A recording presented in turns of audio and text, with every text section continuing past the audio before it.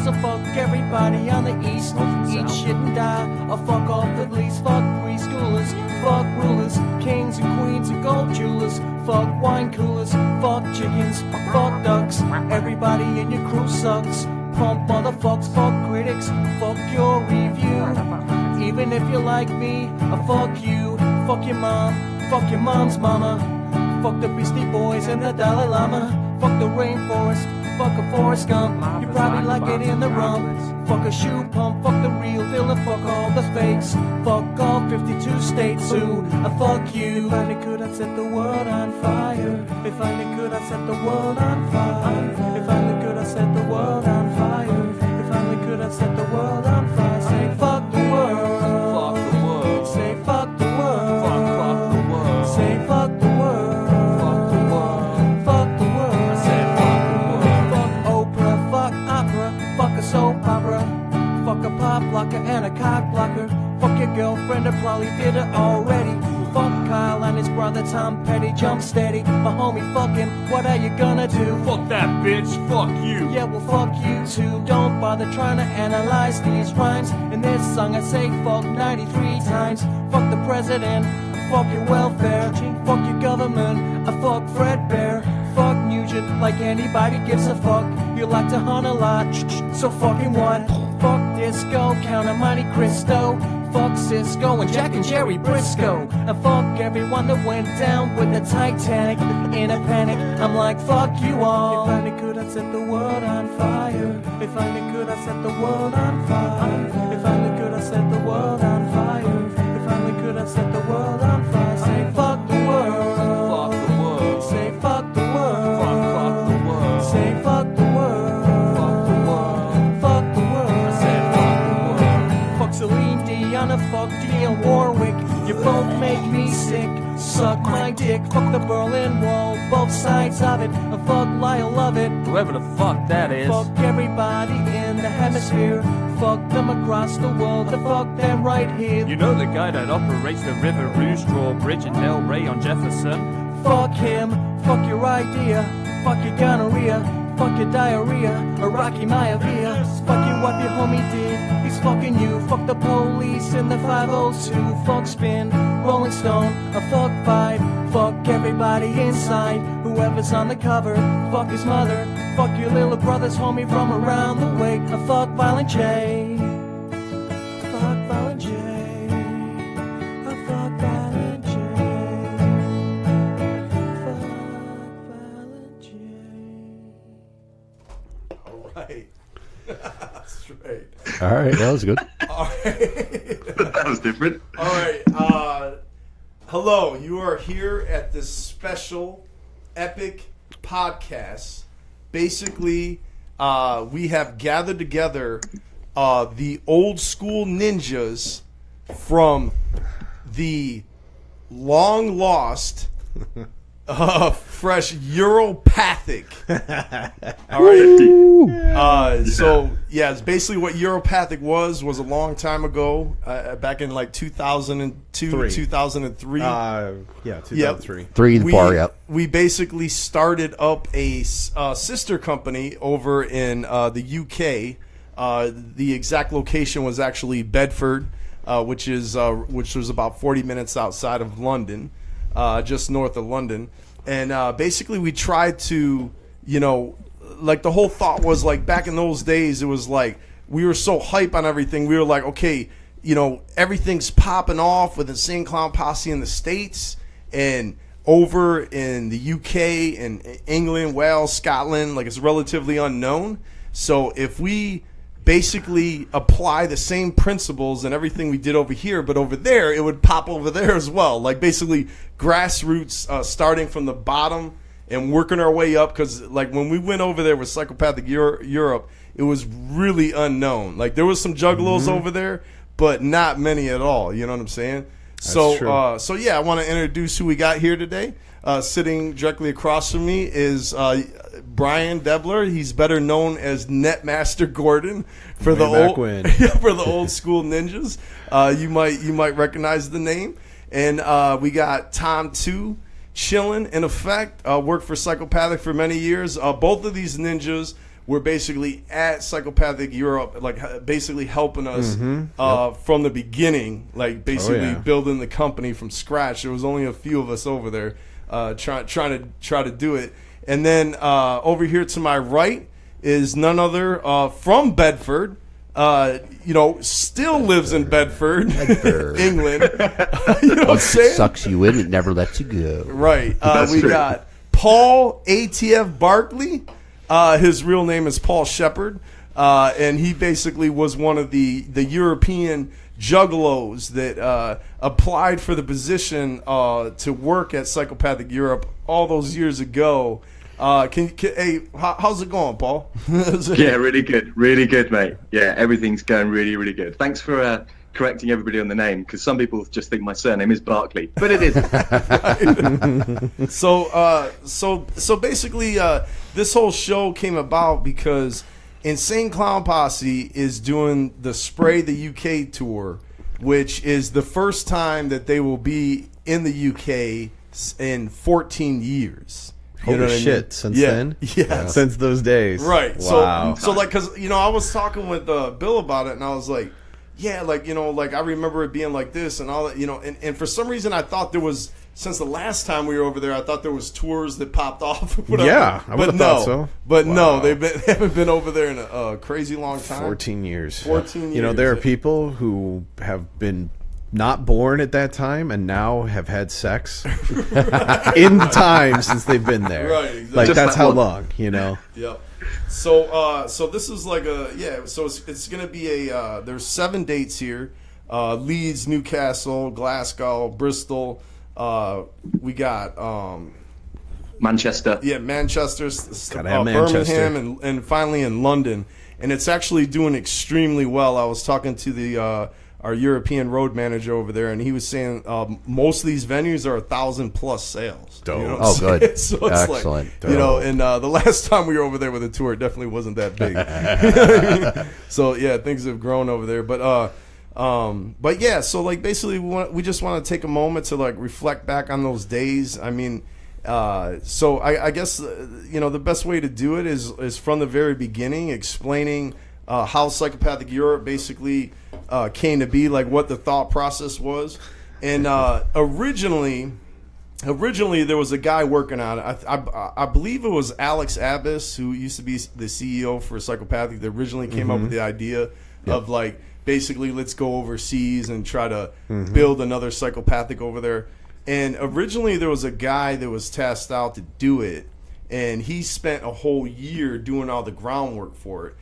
Basically, he hired, like he basically hired the European employees, because like by law, I just remember by law, like 75% of your employees, when you take when you start up a business that's like owned by another country and you go into the UK, like 75% of the employees have to be by law have to be European and stuff. So like we basically just shout out. We just like basically did a. Did they even have like? They didn't even have like. No, they had it. It was just weak shit. Okay, yeah. No, what we did. So we had Europathic.com, and we promoted it, and it was Matt Lethal. He was originally, at least as far as I know, unless there was somebody else who was doing groundwork. No, it was Matt Lethal. Yep. So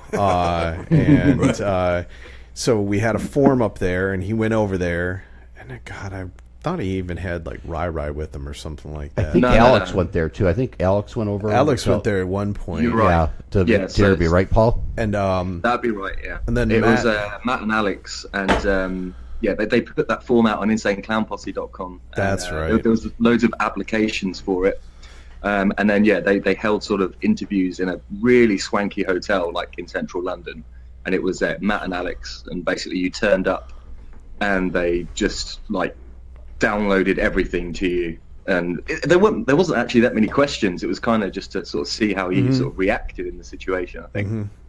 What does swanky mean exactly? Is that like is that like nice, or is that bad? It means like posh, like. Oh, okay, gotcha.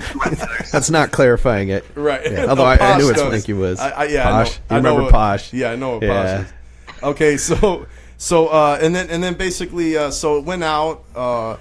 a lot of ninjas basically applied for the position, and then it came down to I don't know. You want to share the story about how you actually got hired over there? Yeah. So when the applications came in, I sent my details over, and I didn't hear anything, and I was like pretty bummed out about that. But then one of my friends, Pete, who went on to work with Psychopathic as well, he said, "Look, I'm going down there. Just if you want to come down, just email Matt and just say, look, you really should consider me for this job." So I did, and Matt said, "Just come down." So I went down there, met, everything went really, really well. And went away, and I got an email from Matt saying, "Oh, yeah, you're next in line." Then we hear on the grapevine on the website Juggalo Army, this guy running it, he then like leaks the green book on his website, just randomly. I don't know what he was thinking after he'd been offered the job. And then I think someone emailed Matt Lethal and told him. And then like the next thing I know, I was at the gathering in 2003. And I called up with Matt, and he says, like, "You're in." So if it wasn't for that guy just doing something completely wild and just didn't make any sense whatsoever, who knows what would have happened. But yeah, it was a really bizarre way to get in, but I was just brutal about it. I was persistent. I just like bugged Matt by email, like I didn't know you were at the every other gathering. week. Yeah, I remember. I didn't know you were at that gathering in 2003 because I remember you were at the one in 2004. That's right, yeah. But I was So- also at 2003, just just to Fracking be A. there. And Nelson Ledges. Yeah, That was great. the first outdoor one too. But anyway, Yeah, that was I digress. epic. Okay, so then basically, he set everything up. He actually rented the warehouse, which is There's actually a correction to that. Oh, okay, go ahead. So he was getting ready, and I don't remember why, but he backed out. Oh And no, then- I was getting to that. Oh, okay. Yeah, but, yeah, because he hadn't committed to the warehouse. Oh, I got you. Because then you and Alex approached me and said, "Hey, we want you to go over there and take a look at this place and get a beat on it." And so I did a 1-day trip to England, where I flew to England. So nobody's even seen Nobody the was warehouse. nobody had gotten proper pictures of the warehouse. Okay. And it was in Kempston. Oh, The alright. mean streets of Interesting, Kempston. Yeah. So I took a cab, went there, got access to the building, walked around, took a bunch of photos, did some assessment, came don't back. show the photos yet. Oh, Sorry. oh yeah! Holy shit, that was a flag. But Because we'll discuss it after. Because basically the office didn't look like it does until after we decorated. no, it. for sure. And then it was so I went and I did that 1-day trip, which was insane. And because literally it was like I got there, I sleep somewhere. I can't remember if I slept beforehand, but I went and I did the whole turnaround and got through everything and took all the photos, and then came back to the hotel, and I was too exhausted from the trip to even do anything, so I just slept a little bit and then got back on the plane and came back. So my first trip to England, I did nothing except take photos of this place. Right, and And it was after that we finally committed. right, and that was the office. So that's actually in Kempston. I'm pretty sure. Okay, because Tom, do you remember it being in Kempston? I Or seem am to remember just- that. Because I thought it was actually in Kempston proper, and Like right next to Bedford. well, it was right next to Yeah, Bedford. yeah, I mean, it was it was like like- immediately next to Bedford. Right, I But, mean, it's like but I you- thought it was like you went down that one street and it was all shitty. You take a and piss then- out the wrong window, and then you're you were pissing in Bedford, yeah. Kempston. You know, Right, okay. I It's thought I would right on never the piss on border. Bedford. I loved Bedford when I was there. Yeah. Right. It's right on the border, basically. Yeah. yeah, it was right on the border. Right. Yeah. Okay, But, so yeah. so Matt basically set everything up, with some help, obviously, but he spent like a year, right, like putting this thing. Yeah, all it was together. something like that. Yeah, Yeah. From And here. he basically had everything set up. The office was rented. The employees were to begin. It was Paul Shepard, young Peter, Peter. and Steve Extra. Oh, Steve Extra. Yeah. Extra. And I couldn't Steve- remember his name. Yeah, Steve Extra Sorry, had Steve. the long, luscious hair, as Joe Yeah. used to like to refer to it. He had this super long ponytail, and he was constantly playing with his hair all the Blues. time. You Yeah, look ever. just like Stefan. Like if Stefan had a younger brother, you'd look just like Stefan's younger I always brother. thought Steve Extra looked exactly like my brother. That's true. Yeah. Oh, right, he had right, that yeah. like Yeah, sure, he had yeah. like the scruffy nerd archetype. you Okay, know? so basically, everything was done, and then he goes over there, and he's only over there for a couple days. And basically, I'm not trying to drop bombs on anybody, but he was over there for a couple days, and all of a sudden, he basically called in, and he had to come straight home. And he gave up like a story about, he got his girlfriend pregnant and and he had to come back, And later on, we found out, like at the time, he was hooked on some substances or whatever. He couldn't get him over in Europe, and he had to come back. You know what I'm saying? So he basically. He spent a year setting this whole thing up, and then just to like drop everything and come back, And when he told Alex about his girlfriend being pregnant, he was like, "Okay, well, your girlfriend's pregnant. That's going to be like 9 months from now when she like delivers. Can you just stay over there for like 2 weeks just so we can get somebody else in place on the ground? So we're not just like burning money for nothing." And he was like, "No, I got to come back right now." So he just jumped on a plane and basically came back, and that's when I got approached. Because when I was originally approached to run Psychopathic Europe, and I was basically like, nah, like I didn't want to do it because like my daughter was living with me and she was real young and stuff, and I was like, nah, I just kind of want to, I want to be in the States. I don't want to be gone for like a year. So I turned it down, but then Alex came at me and he was like, "Look, there's nobody else that can do it. You have to go over there now." You know what I'm saying? So I was like, "All right, straight." You know what I mean? So then I ended up flying over there, and that's when I met Paul for the first time. But now before that, didn't Brian go over though? Well, that was the story. That was the story that I jumped ahead on. So. Oh, okay. Yeah. So, because then it was like. Because I think so. Then part of it too was at the time you were grooming me to take over the Gathering at this point, right. And so you were like, "Okay, are you down to do Psychopathic Europe and do this?" And I was like, "Fuck it, 2 months." Because we were talking about it. It's like, all right, let's do 2 months. So that was my final trip out there. Was the, if I remember right, I landed October 22nd and I left December 22nd. Right. Yeah. So, and I got to be English for 2 months. Yeah, and I remember, I just remember because you were like, you are a webmaster, you know what I'm saying, graphic designer, the whole computer expert, if you will. And I remember we just had this idea of like on the website when you go to Europe, what was it? It was just psychopathiceurope.com? No, it was Europathic.com. It was Europathic.com. How tacky, huh? Yeah. So it was Europathic.com, and we wanted to do this as well. Yeah, we had both. Right, we wanted to do the spinning globe. Oh yeah, you know what I mean. And I remember you working on that for like a month. Like it was going to be the globe, and then I was trying. And then right where the office was, it was going to be the Hatchet Man. You know what I'm saying? Yeah. And and it was like early in the technology of that kind of shit. Like, fuck yeah. Yeah, so it was like really fucking difficult. You know what I mean? And I just was fixated on that idea. We got, showing like we're taking over the world, the psychopathics on the rise type thing.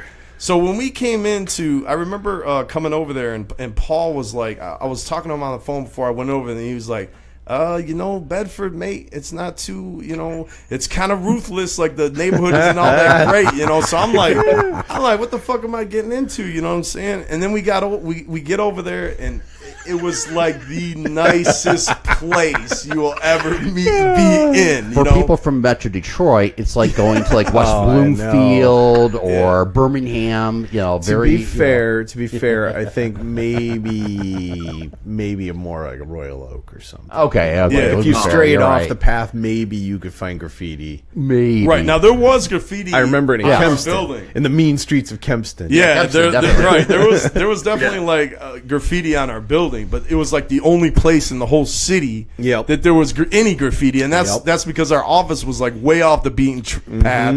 It was like right next to the train tracks. I feel Kempston was like Ferndale. It's like Ferndale is to Royal Oak. Kempston, Kempston is Yeah, it's basically really nice. It's a suburbs. Like everybody is so friendly. You know what I mean? Holding open doors for you. That's the whole thing. Like just Bedford in general. It was like they were so nice. It was like you would get mad at how nice the people were there. You know what I'm saying? Like I remember, like you'd be sitting at a stop sign, waiting to pull out in like a 4-lane road, and literally all traffic would stop just to let you out. And they don't even have a stop sign or nothing. They're stopping in the street because they notice you on the side trying to get out into the street, and they would all come to a stop. And I would get so mad at that, like, just go, man. You know what I'm saying? And, all right, fine, I'd pull out, you know what I'm saying? But like mad at the niceness type thing. And I remember, like, you'd go to like a pub and basically sit down, and like girls would just sit at your table and buy you drinks. And they're not even like hitting on you or nothing. They're just friendly, you know. Yeah. And people would just sit down on your table and start talking to you. Now in America, when that happens, right, their first reaction is like, "What the fuck's going on?" Yeah. You know what I'm saying? Like you immediately are on guard. But over there, that's just the way it is. Everybody is so nice. You know what I mean? And it took a long time for me to get used to that, to let my guard down. It's more social. It's way more social. So and then I was trying to talk to I remember, Paul, I was trying to talk to you because I was like, man, this is what you consider like, you know, shady neighborhood, a ruthless neighborhood. You know what I'm saying? It is ruthless. I never once. Are ruthless. I'm telling you. I never once felt threatened anywhere. No. Anywhere in England. No. I mean, I just felt like, I mean, granted, and this is weird because I'm not a very tall guy, but I was taller than most Brits, and I was just kind of like, well, I could just push you over. You know? Right. It's just like, you're all friendly and all small. I could just physically beat you down. Yeah, you well, know? you had the American stock. You're American stock. And, right. So, the wife but I mean, beaters, but at the same the time, wife beaters. I never felt like I needed to because everybody was friendly. Yeah, everyone. They're much more. Brian, I remember because just going back a bit when Brian, you came over like first before Rob.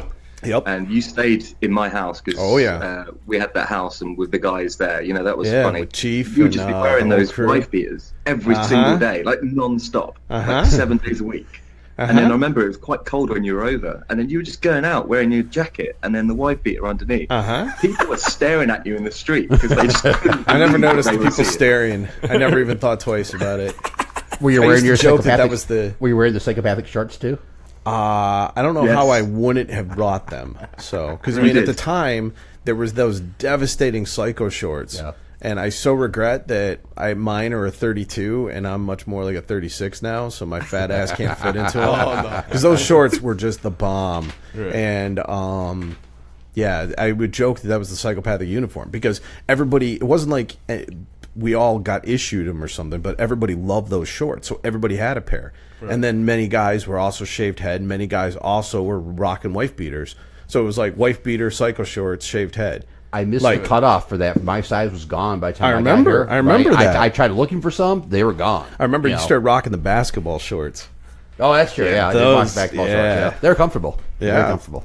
All right, so I basically get over there, and you know, I come into the office, and there's graffiti on the outside of the building, and we walk in the office, and the floor is just ripped up. You know, there's no we go into the office part, like the layout of the office was great because it looked just like this office, but like a fourth of the size. Oh yeah, because the front of it there was like a little door and a window, and then there was like a garage door, and it looked like, wow, what a tiny little shithole. But what you didn't realize is that it actually went back at a weird angle. That was just the front of it that you could see, because there was a warehouse to the front side, and I thought that was the coolest part because it looked like nothing, but it was actually this huge warehouse. Right, and so basically, like, you know, it came in. Oh, and I remember the first thing I did when I went over there is we ate, and there was like the eggs were runny. You know what I'm saying? Like, it was literally like that was the style of eggs over there, which is, you know, us Americans aren't used to. It's like runny eggs. And there's never any ice, you know, like Americans always need the ice all the time. So we're like, can we get some ice? And they're looking at you like you're crazy. You know what I'm saying? And I just remember that. And then we went to the office. And so the first order of business, at least in my mind, was because we were trying to get like distributors and stuff like that. Like, we wanted to, you know, to be able to entertain people at the office, like impress them. So my thinking was, okay, we got to redo this office. You know what I mean? So the first thing, I remember one of the, like, probably like in the first week I was there, we were like, okay, we got to get rid of this graffiti off the side of the wall, you know? So I was talking with Paul, and I was like, okay, so yeah, we got to, can you hire, you know, do you know anybody we can call to come remove this? And he was like, yeah. And he was like, okay, great. So he arranged an appointment for them to come and give us a quote. And he was like, okay, when they come over, you know, it's customary to give them like the crumpets and tea. You know what I mean? And sit down and socialize. And I was like, what are you talking about? You know, is this for real? Like, are you messing with me? No, he's like, no. When they, when it's kind of customary, you sit down and chill. You know, so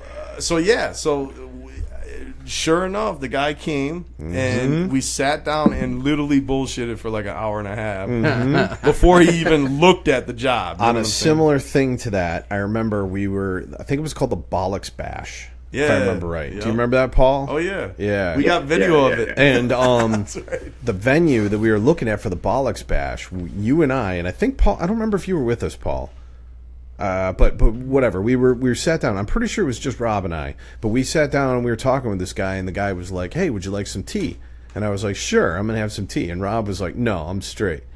I'm like, "No, I don't want anything." And we sat there and we drank, did the bullshit thing, and then afterwards I was hate like, tea. I know, and I love tea, so I was totally straight. But I was like, "Man, you should have had the tea." I think you like offended him with that. Right? So, yeah, no, yeah, exactly. Because it's just the way they are, Yeah. No, I don't think he would have been offended, but yeah, you're right. I mean, some of the customs that we have, they are probably a bit weird and a bit strange, but like Rob, you got used to it pretty quickly, and then soon you were just chatting to random people and just getting in with it. So you know what it is it's seriously is a better. I honestly, after living there for a year, it's a better quality of life than in America. Like for real. Like basically in England, the social center is the pub. Like whenever there's a game, everybody comes out, whole families, kids, and everything. And you can stagger to them all. Yeah, they go to the pub and they all know each other, and it's all like very social. Like in America, you can live right next door to a neighbor, totally don't know who they are for 20 years and not you don't know who they are. You know, because the pubs are as common, or at least they were in Bedford. The pubs are as common as gas stations are in Detroit. Yeah. And so it's just like everywhere there is a pub. And I was like, how the fuck do they all stay in business? Because nobody drives. Nobody walked to the pub. Right, exactly. So you got to have them everywhere because you don't want to walk a fucking mile to the pub. Right. Yeah, what fun is that? True. So everybody would just walk to the pubs. I mean, actually, that was one of the things I liked about Bedford is I would just walk everywhere. Yeah. Because, that was great. It was a nice place to walk through. Well, I found with the way traffic was and with the fucked up Bedford streets, because they were going all which way, I could get places on foot just as fast. Yeah. I could get somewhere 15 minutes because I could just walk across a fucking railroad track or through a park or something. Driving around that shit would take you 10 minutes. Right, yeah. So basically, we came in there and redid the floor. I was talking to the guy for like the hour and a half, right? And then finally he gave me a quote and it was good and he did the job. But then I started to notice everywhere you go, it's like that. There's always the social interaction. Like even when you walk into a department store, nobody approaches you. Nobody's trying to hard sell you. Like in America, it's always time is money. Over there, it's like it's not like that at all. Nobody's stressing the money at all. I've thought about that a lot, and I think a big reason why is because they're all English.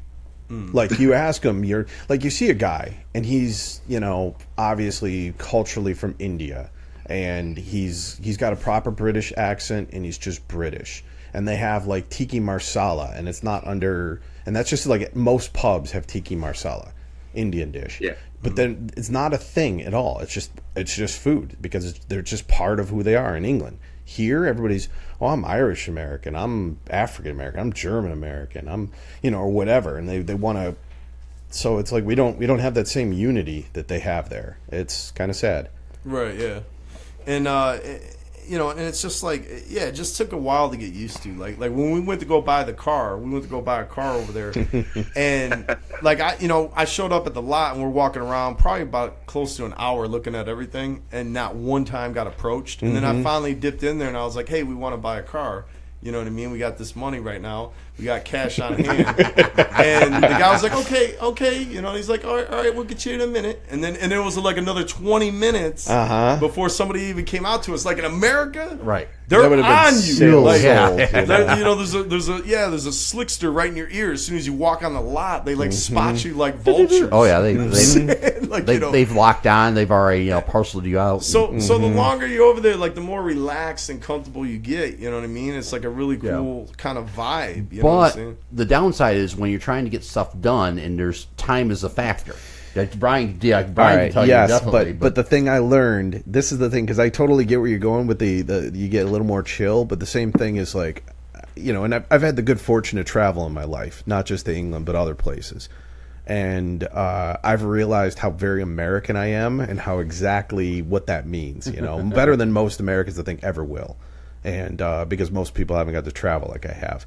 And that like need to get shit done and that like drive, not saying there isn't that same kind of dedication in other cultures, but it's like you can't shut that off, Right. So yeah, it's you're like still at level 10 right intensity all the time. Right. And so it's so I found it frustrating because I'd go into stores and I had these checks and Alex pre-signed them.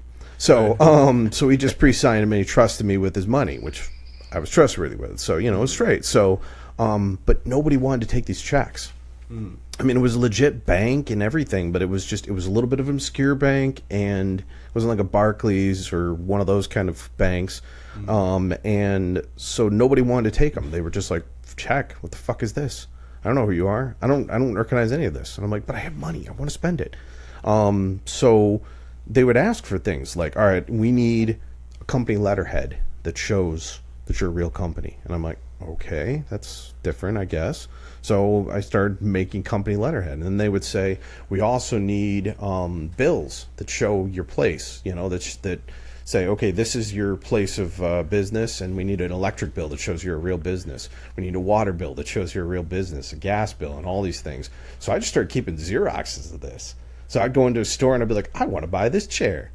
I'm like, I have a check. And they're like, oh, well, we're going to need you to sign it. Figured out how to forge Alex's name so that I could look like I was signing it, Sure. And they're like, okay, well, we're going to need, I'm like, an electric bill? Whoop.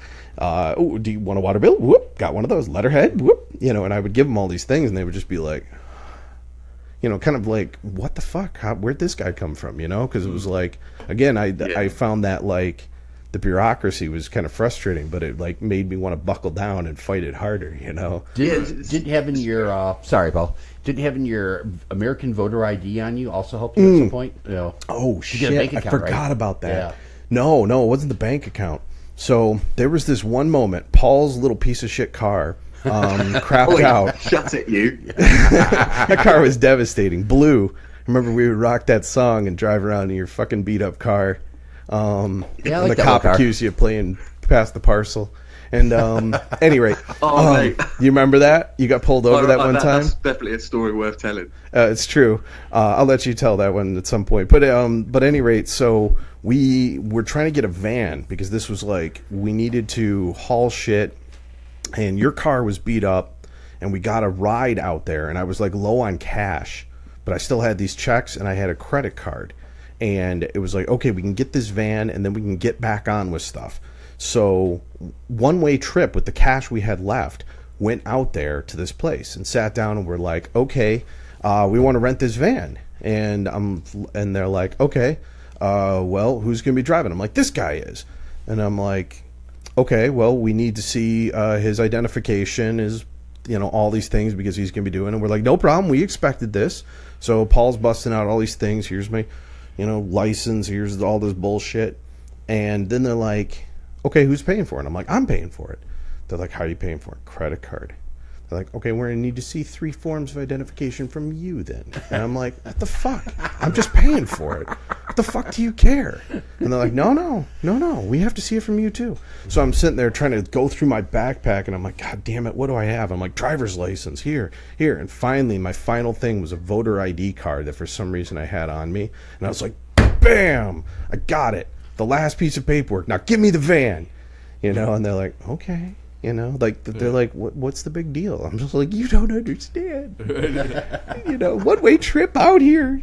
You assholes are about to screw us. But yeah, the whole thing is that like it's just a different way of life. You know what I'm saying? And it's really interesting that like when you're over there too, it's like being American, like especially in Bedford because there's no tourists over there.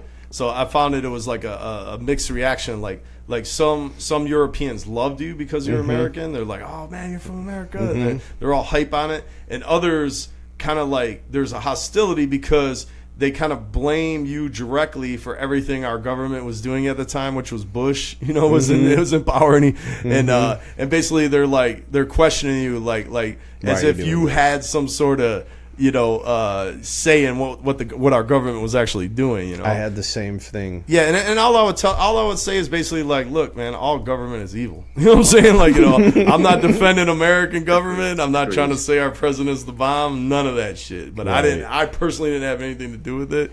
So they and I did not vote for him either. So you know what I'm saying? So there's that. But no, it was cool. So we started up the record company. We decked out the whole interior of the office. You guys can hook up the photos if you will. And basically got the pictures of all the artists and hung them up on the walls and stuff.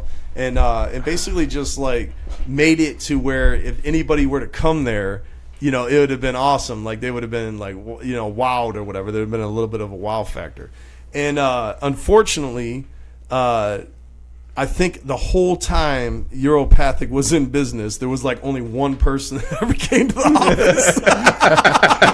that was the graffiti guy. We literally redid all the floors, carpeted the whole place, painted everything. Got those artist blow ups and stuff, and like you see over there in that corner right there, that I remember that couch. Yeah, that's actually my desk in the corner. Yep, I remember that couch. That was my desk over in the other corner. Yeah, right. And then to the right is where Paul sat. Yeah, and we had this big conference room table that, as Paul will tell you, ended up just being a table to put pizza on. Yeah, pizza, or a gaming table. We went out and we said, right, we need to get a big conference table, and then lo and behold, like we found the perfect one, got it, set it up, beautiful. The only time we ever used it was we went to Pizza Hut. We brought some pizza back. We sat, we ate the pizza. That was it. Even when we were working on the Quest for Shangri-La, we didn't even use it for that. We used it on like one of our desks or something. I don't think we ever even properly used it. Right. That was just a monumental waste. But the best thing about, as you see on the picture that's coming up at the entrance to the office, as you walk in, on the left there was this like little reception room, and we had this great idea. Do you remember that we was going to have it so people can sit and wait? And so we picked it out. We got this new carpet. We got brand new carpet. We bought this leather sofa, this beautiful leather sofa, and then we went and we had custom made curtains for that room, which were like these yellow, sickly, horrible curtains that were covering a box up on the wall or something. Yeah, so there was literally a waiting room, you know what I'm saying? Oh my God. It was super decked out, fresh, you know what I'm saying? Well, especially out of that room, because I remember that reception area was like mighty pointless, Yeah, nobody used it. It never got used, ever. Sat on that sofa. Yeah, like whenever, like the one time anybody came to visit the office, we just ushered them right in. You know what I'm saying? Like, did you ever get the heat turned on? Yes, it took 3 months. Oh, God, I remember. I'm not even joking. God, that took so much fucking energy. Yeah, it was so cold in there. I remember. You would I would go down and shit, and it would be like I would call it a shiver. To turn the heating on at the council, and we eventually got it done. But in the interim, we had to go to some place and buy a massive giant heater. It was like an afterburner to a fighter jet. And we had that on top of carpet. The whole place could have gone down in absolute flames. Yeah. Like, getting the heating and getting the internet, I remember, were two of the most... The internet was a challenge. I remember that. Horrible situations. I remember we had to run that Ethernet. Do you remember there was like that girder? I don't even remember how the fuck we did that. But I don't know. We botched so much. It was a complete maybe botch. We put the ladder up there. I don't remember. But there was like the second floor where you could look out over the warehouse, and there was like that was cool. That was totally cool. And there was like the door where you could yell at people, except there was nobody to yell at. But and then there was like that we had all the shitty merchandise because we just had just blah merchandise at the time too. But it was set up just in boxes because I don't remember if we even had a table. Yeah, there was a table down there. Well, there was eventually, but I don't remember. We built that. Yeah, well, that's the thing is, I think that came later. I don't remember if that started or maybe. Anyway, young Peter would go down there and he'd do the orders every morning, and it would take him about 10 minutes. there would be like 1 to 2 orders or 0. Or 0.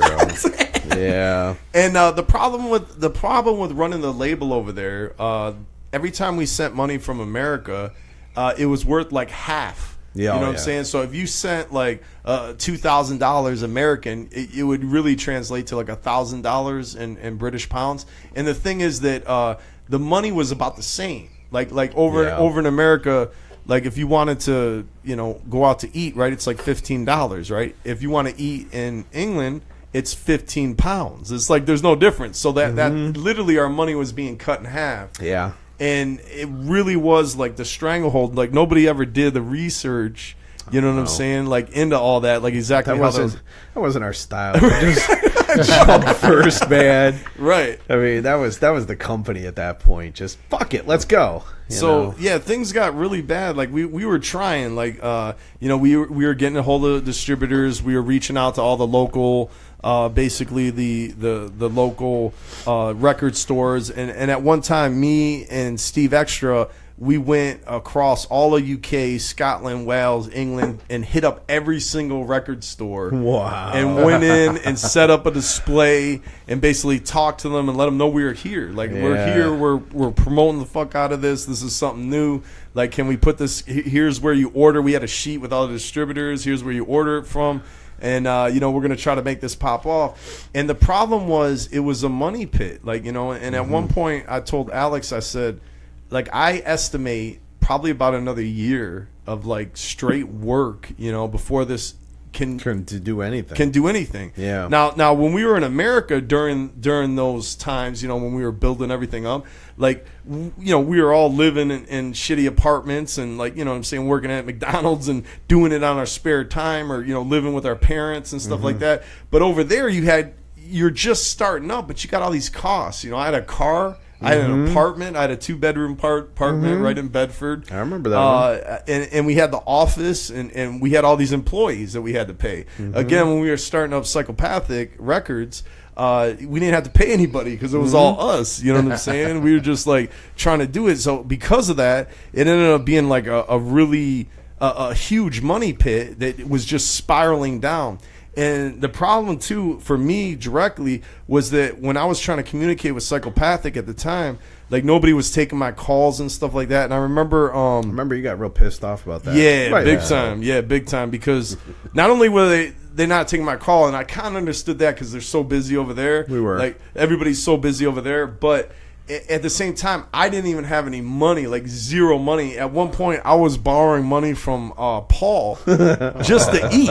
You know what I'm saying? Yeah. Like, and even like I remember even my checks going home to my family weren't even being sent on time. They were weeks late. You know what I'm saying? And it was like I was over there and just forgotten about. Yeah. So that's ultimately why I left Psychopathic when I got back, because I was like so burnt. It was so hard to like literally run a company in a foreign country, and with no support. You know what I'm saying? And even no money. You know what I'm saying? And I think and there was a lot at that same time too, where everything was going, like, Psychopathic went way too many directions at that moment. Sure, because it was like you were over in Europe, I was busy trying to hold the gathering together, and that was fucking life-changing crazy. Right.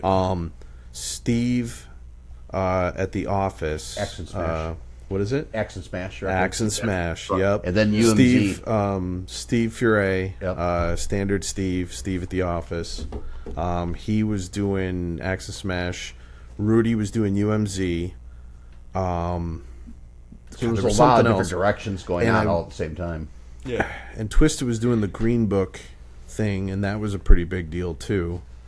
So I mean, it was just everybody going every which way, and it was like, holy shit, So yeah, and I think we also got thrown a few bones as well. I remember, because we had our web store up, and we were selling merch. Granted, not a lot, but then people were having to write checks, and even in like 2003, checks aren't great. And we were trying to get that web store up and running where you could take credit cards, and I think that would have been a massive leap forward.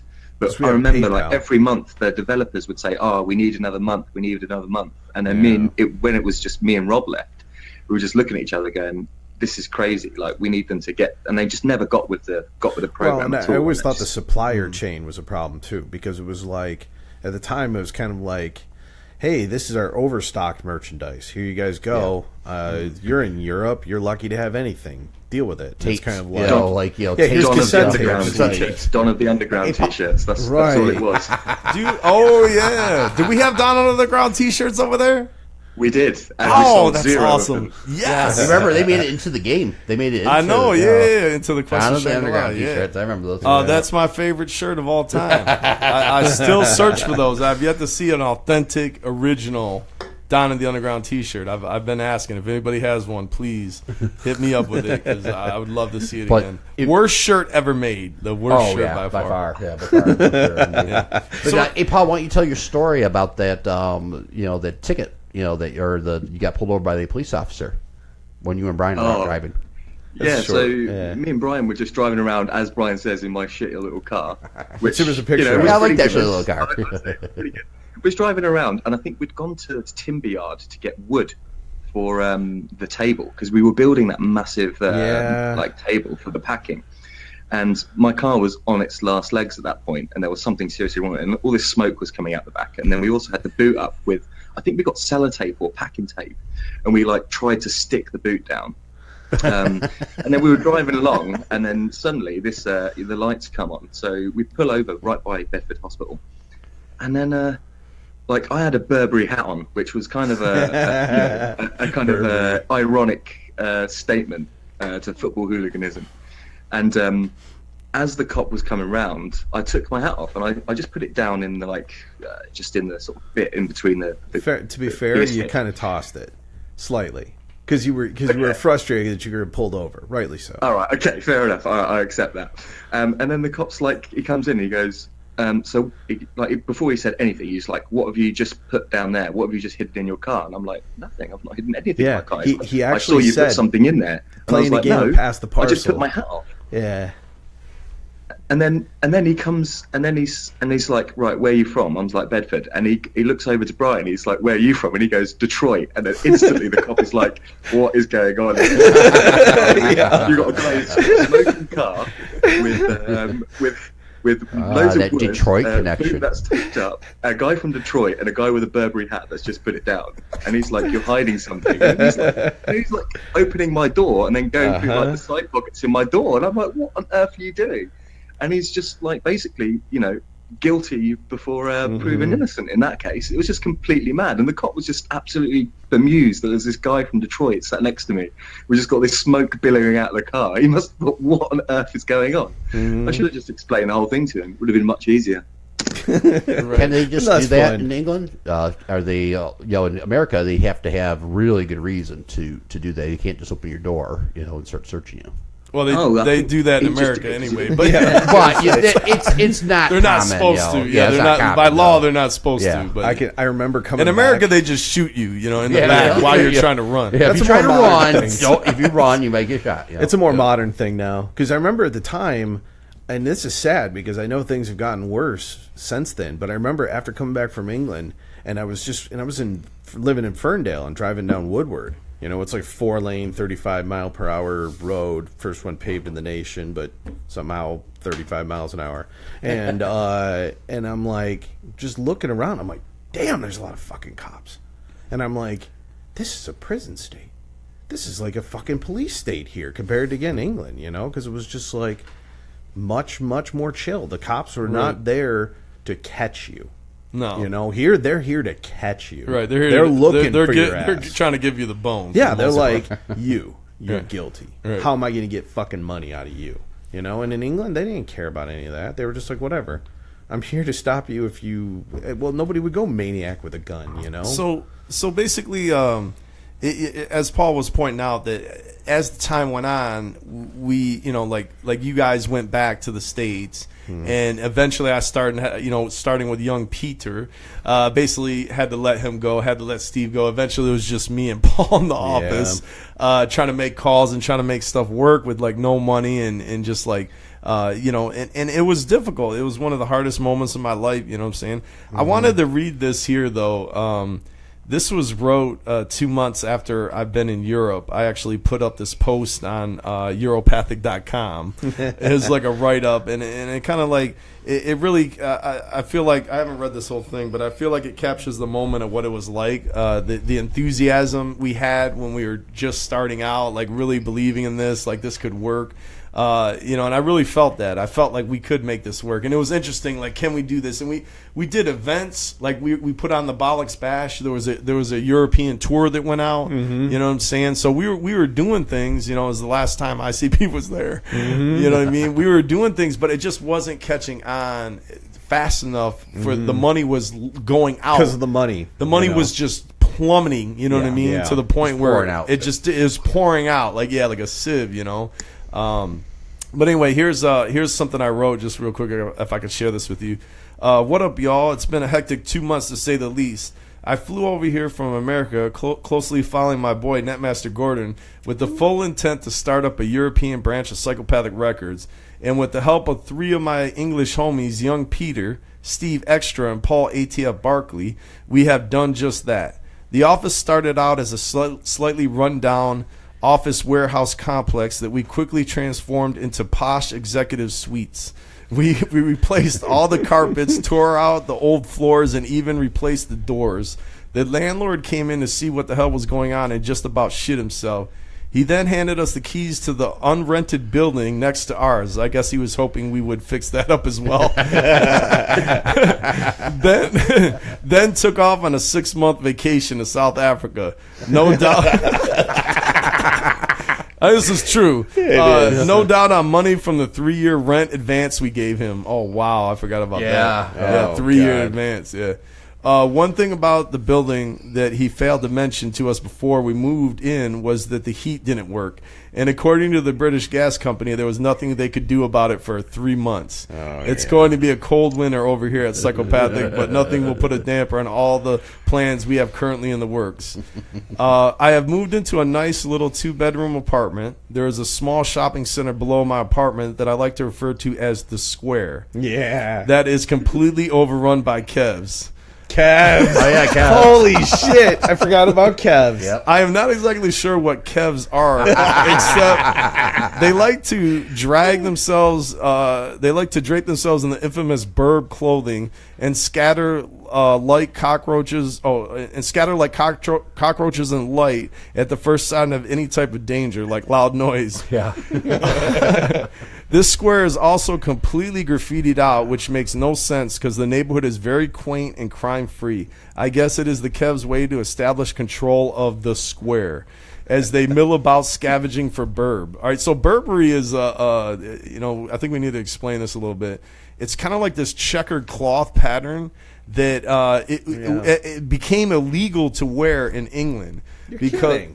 Because it was basically people wearing Burberry were targeted because they were known as hooligans. Like it was typically this people at soccer games that would wear the Burberry. Wow. They would start fights and carry on and just like cause gang profiling. Yeah, exactly. And it's all based on the Burberry. Shit. Yeah, there it is. It's basically a plaid. Right. Yeah. But it's a specific kind of plaid, and there was like fake Burberry where they would have like an extra B or an extra R, right? And Burberry. And believe me when I say they do control the square. The police and locals avoid the place like cancer, as at any given time, there's like 20 or 30 of these Burb refugees in the square lying around wearing all the fake Burberry they like. Then every once in a while, someone will accidentally drop a Burb scarf or something, and the Kevs will just lunge for it like a pack of feeding piranhas. When the scuffle is finished, whatever they were fighting for is just gone, apparently eaten whole by the starving Kevs who need the Burb nourishment to survive. Oh, shit. All right, hold on. Okay, so there's more. Besides the entertainment of the square, I also find the TV taxman to be very amusing. Oh, shit. You know what I'm talking about. I do know. The guys that ride around in the vans with the radar devices that locate where TVs are, they then come to your house threatening to take you to court if you don't register your TV and pay the TV tax, which is about 110 pounds a year.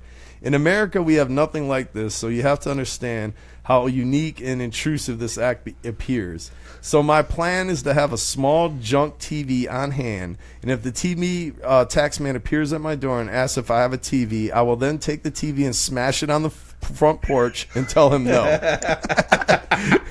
If that doesn't work, then I will give the Kevs in the square my TV, and then when the TV taxman tries to collect from them, I will just slap a piece of super glue Burberry to the back and watch as the havoc unfolds. I personally want to say that I am waging my own personal war against the TV taxman and what he represents. Now, to this credit, I never once paid the TV tax the whole year I was over there, and we had a TV not only in the office but also in my apartment. But I never answered the door to any stranger. Anybody knocking on the door, I did not answer the door. I looked through the people. Is, that would be it, because they were just like, "Well, I'll just not answer the door." Right, like exactly. that would be enough to stump them. That's it. You know, they can't do nothing. They can't break your door in. You know, can't. What? He never. You know, and they'd be like, "What do you think, to Paul? Our records, What's your thought on that?" 23 hasn't paid, but it'd be like, well, what are we going to do? You know, he didn't answer the door. We can't do anything. Okay, another fresh ass thing I noticed since I have been here is the smart cars, which ironically enough are now in America, that are cruising all around like flies. These miniature cars have got to be one of the freshest inventions of all time. Just the other day I was crossing the street when suddenly I felt a pain in my leg. I looked down and there was a smart car wrapped around my leg with the front end all blew out from the collision. The guy driving then peeled the roof off like an orange and started screaming at me to watch where the fuck I was going. He then crumpled up the rest of the car and threw it in the trash bin and pulled another car out of his bag and zoomed away. Simply fucking amazing. So in short, we are here now, Burberry attire, smart cars, TV taxmans and all, and we have invested a lot of time and money to make sure that we are going nowhere soon. The office furniture is in place, the security systems operational, warehouse shelving installed, bank accounts open, UPS shipping ready to go. Wow, so much hope. Vehicles purchased for street team activities, and a Juggalo hit squad ready for action. It is as if we are poised on the brink of war, ready for anything. We have crazy huge plans for Psychopathic Europe, and with the team we have assembled, expect nothing but flavor. It might take a few months to get it fully on our feet, but when we do, there will be plenty of tours, signings, parties, and even gatherings in the near future. We are fully prepared to make this happen no matter what the cost.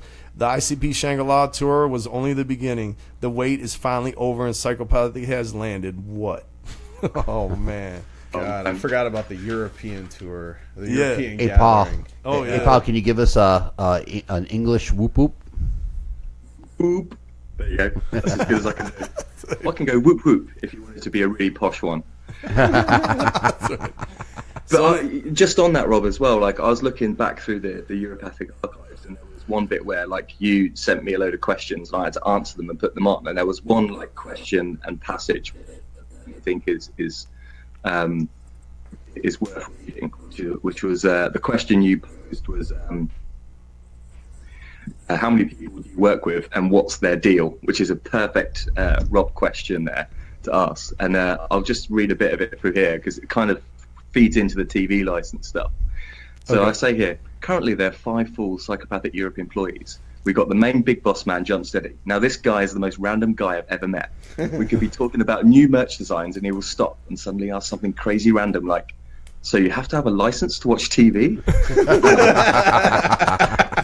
Or, what would you do if I smashed up your PC?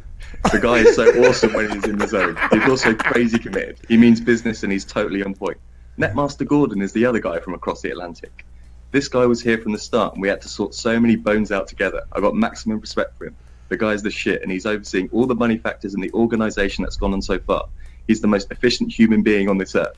He goes to work talking on the phone, eating, writing, calculating all at the same time. And when the day's over, he likes to settle down and watch Cat and Alfie and EastEnders, which is the UK's soap opera. Yeah. And then I say, let me talk about Steve Extra. This guy keeps all the information locked down with his luscious long hair that flows like his creative writing. He's also the quickest furniture builder I've ever seen in my entire life. The guy has a range of skills from handling 5 calls with one hand and building desks with his teeth. And now we get on to young Peter. His name came around from Violent J. Now, Jay likes to pronounce the T in his name in a crazy English way. Now, Peter, who we also call Versace, is the shit. Before we even start this job, he was my mate. I owe him a lot, and he's one of the happiest people I've ever met. He's the shipping guy. He's the guy who's got the velvet fingers, will pack in your boxes and sending those goods to your door, scented with peach. I don't know why I wrote that. That's just weird. We also have a team of reserve ninjas, and it's just like, I just remember, Rob, like we'd be sat there, and out of nowhere, you would just come out with like the strangest questions. And I remember, like we were talking about this not too long ago, the big, like probably 2-month-long argument we had about David Beckham. Oh yeah. That's one of my highlights for right. So just arguing about David Beckham. Okay, over there in England, I remember like the tabloids are really fucking popular. Like everybody reads the tabloids, like where it discusses the the current state of a celebrity's life and all that. And David Beckham was like, he was so immensely popular at the time we were over there. Still is. So he was like constantly on the cover all the time. And then this big scandal broke out where his nanny basically basically came forward and said that she had sex with him, like while he was married. Of course, he's still married, right? The same woman, or yeah, Posh Spice or whatever. Yeah. Anyway, so then I came into work and Paul was like visibly upset, and I'm like, what's going on? Like, you look like somebody like like he might have lost somebody or something, and I'm like, are you all right, man? What's going on? He's like, oh, it's just this, they're trying to accuse David Beckham of like sleeping with the nanny. She's running her mouth. This, this is all bullshit. David Beckham would never, ever cheat, ever. He's just honorable. He's loyal. He's flawless. He's David Beckham, And I'm like, okay, I'm like, Paul, come on now, like, let's think about this for a minute. Okay. He's there with her all the time. They're spending all this time. Are you saying there's no realm of possibility he might have fucked up and just like, you know what I mean? It's convenient. It's there. You know what I'm saying? He slipped. He tripped. Right. You know what I'm saying? Like, people are human. And he was just like, Paul, you were like, oh, no. Yeah, I remember that. You know what I'm saying? There's no chance he would ever mess up. This is David Beckham. He's flawless, and all this. And it went into this 2-month debate where like it was we would just be sitting there like work on something, because we work side by side on a desk, and all of a sudden Paul would be like, he would never do that. Just like the days would pass, we're not even talking about it, and he would just school it, and I'd be like, oh hell no. I'd just throw up my fucking hands and throw paper across the desk like, okay, here we go. And we get into it again. But it was just heated. It gets so heated that at one point I thought he was going to punch me. You know what I'm saying? Because what I was saying was so offensive. And all I wanted, Paul, was for you to admit that he could have fucking made a mistake. He's a human being. He could have made a mistake. Yes, it is in the realm of possibilities. He had sex with that woman. You know what I mean? And that's it. But God, thinking about that, I mean, not like 2004. Not David Beckham. No. Sorry. Thinking like in 2000. 13 years later, he's still your hero. Anybody else on the planet, but not David Beckham. Right. There's no way he would ever stoop that low. It couldn't happen. That's great. But like some of the and some of the. Just like when I'm sure we'll go on to talk about the Bollocks Bash, which was one of the main big events that we put on. And all the planning that you put into that, and like the ideas with the pimp cards and everything else that went into that. I mean, that was just such a fun time, just planning all that. And then, when you go into a job, you don't expect to be calling strippers and then arranging these pimp cards to be printed and then everything else. So it's like, I was completely schooled. I was like, okay, this is going to be good fun. And then, and then the Bollocks Bash happened, which, was epic. The Bollocks Bash was our New Year's Eve party. And it was totally relying on nobody else from Psychopathic. Were you? I don't think you guys are there. No, I left. I was there yet. I left like the day before. Oh, okay, right. Because it was because I was out. I was back home on the 22nd, or maybe I left on the 22nd, and it was like the Bollocks Bash. I think was like it was either the 23rd or like the 28th or something like that. So it was going to be our yearly thing. It was the plan of it to have this New Year's Eve party. Because it was replicating the Big Baller. Yeah. Because we had the Big Baller Christmas party. Right. So And, this was the Bollocks Bash. Yeah. And it was the New Year's Eve party. And basically, we weren't trying to make money, which is just like now, like a lot of stuff we do at Psychopathic. We're not trying to make money. We're just trying to, like, all right, let's just try to break even if we can. But we had free beer. Like, all you can drink, you know. Oh, God. Juggalettes got in for free. You know what I mean? Oh, wow. And basically it was the New Year's Eve party, and juggalos came from all over the island. Basically, they all came to this thing. But you know, pretty much all the juggalos that were probably on the island at the time were there. But I don't know how many people you think were there. Like maybe 150 or something, or 100 maybe. I don't know. I think there was about 200, 250. I think in total. Okay, right. So everybody came out, and it was a fucking blast, man. And we got a video here if we can play a little bit of it. The video starts off during the drinking competition, which is one of the events we had. Everybody was fucking drunk, crazy drunk because of the free beer. And the crowd needs to get crazy live to encourage them. Okay, you may not place your hand on the beer. This footage is we're so lucky to have this. So somebody actually had can you turn that down a little bit? Somebody had an actual camera. This is before cell phone cameras, before any of that. So somebody literally had a camera, just happened to have a camera rolling the entire Well, it's like a night time. vision camera too. No, I know. it's so weird. It's so weird. Like this video came to me like And really that's young randomly. Peter at the end, right? That is young Peter, right Yeah. at the back At there. the Yeah, very it end, is. standing Clapping up. his hands. Yep, that's young Peter. Let me tell you a story about young Peter. Okay, young Peter, we had we basically had a discussion in the pub one day, and it's a common discussion like how much money would it cost you in order to kiss a man? You know what I'm saying? Is what the conversation was. And everybody's like, nah, I wouldn't do it for any money, or I'd do it for 10 million, I'd do it for $1 million. And then it got around to Peter, and then Peter was like, I'll do it for, what do you say, $1? I'll do it for $1 or something, $5. It was something Like crazy. £10 or something. It was like minimal. £5, and then the whole thing just stopped. You know what I'm saying? Because we were like, okay, all right, so you do it for £5. So are you gay? And he's like, no, I'm not gay. And I was like, okay, you're bi-curious. And he's like, oh no, I said you're bisexual. And he's like, no, I'm not bisexual. I've never slept with a man. I never He would. just really loves 5 pounds. So I'm like, okay, you're definitely bi-curious for sure. and then it started into the whole debate. The whole rest of the night, it was this huge debate over whether he was bi-curious or not, and arguing points were made. I wanted to bring this up too because this is some cards from Quest for Shangri-La. I don't know if you could see this, but there's actually some interesting enough. Here's Paul ATF Barkley. So this is Paul, who we've been talking to all night. You know what I'm saying? This is his card. So if y'all wondered who the fuck this is a real fucking person. You know what I'm saying? If you're new to the Juggalo realm or you're not super old school, this is his card. And basically, he got his name. ATF. ATF is his rap name. And at the Bollocks Bash, Paul, you actually rapped. He was he was my hype man. Is there a way to put the footage in the lower corner or something?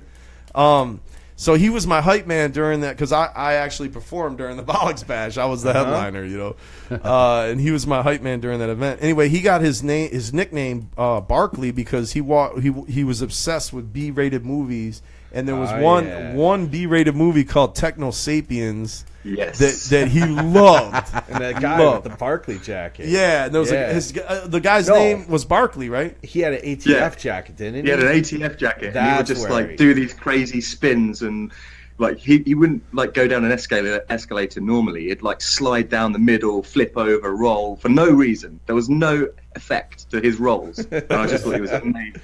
Yep.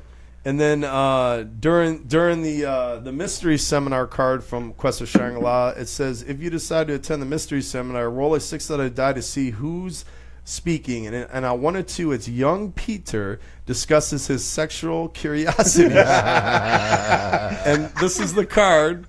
And that's where that came from. You know, if any of y'all are into Quest for Shangri-La, that's the inside joke. Young Peter discusses his sexual curiosities because because this game was made during the time over in Bedford. Quest for Shangri-La was fully made during that time with help from Steve Extra, and Paul helped out.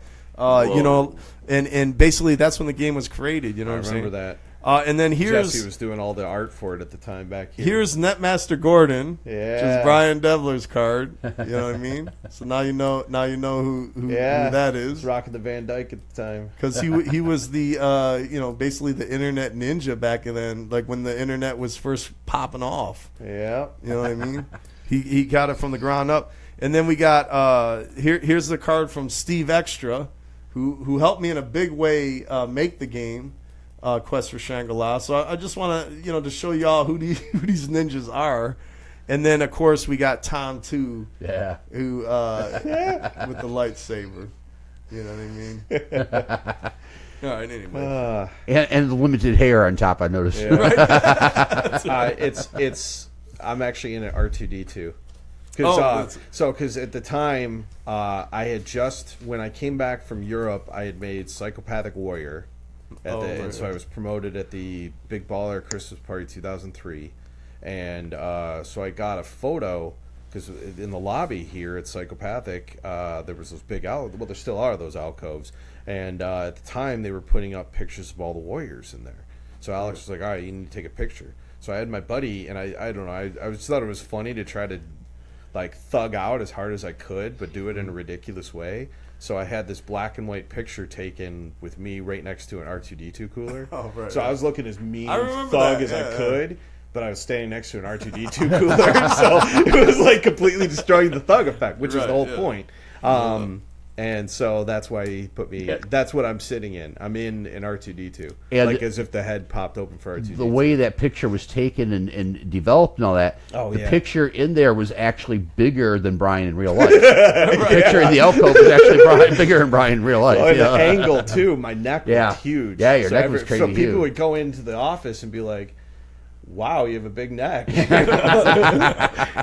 So here's Paul right here rapping his solo song during the Bollocks Bash. So I want to get into the story about we had a contest at the gathering, and the winners got to be flown over to Europe. To spend what was it? To spend 3 days at Psychopathic Europe. Yeah, they were Don for a Day. Yeah, the Don for the Day contest. Yeah. And so.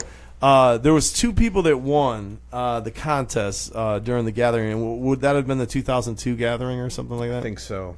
Okay, so we were like, okay, we got to entertain these American juggalos. They won the contest. They're coming over here. And I remember the first person getting off the plane. I don't remember his real name. His nickname was Spoon. Spoon, yeah. Yeah, Spoon. All right, and I remember he came off the plane, and the first thing he did was like he made a beeline right for him, and he's like, "Man, I fucking love Morton's List." He was like, and he just started schooling me with all these questions. Like he had like 100 questions about Morton's List that he always wanted to know, and I was just like schooled by that. You know what I'm saying? I'm like, what the fuck? And he was a super cool ninja, and he was like obsessed. He wanted to roll the game at Stonehenge, which we ended up doing. Yeah, I remember hearing about that. So yeah, I'll tell you the story on that in a little bit. And then the next person to get off the plane was Ashley. And were you there? No, I wasn't. I was gathering up beyond. If you can bring up the photo, there's a photo of Ashley and Spoon. The photo doesn't do her justice. This Juggalette was one of the hottest girls on the planet, like straight up. She was so hot that basically everywhere she went, it was a spectacle. You know, you remember young Angelina Jolie from like the Hackers Day? Yeah, like when she first started her movie career, like how insanely hot she was. Yeah.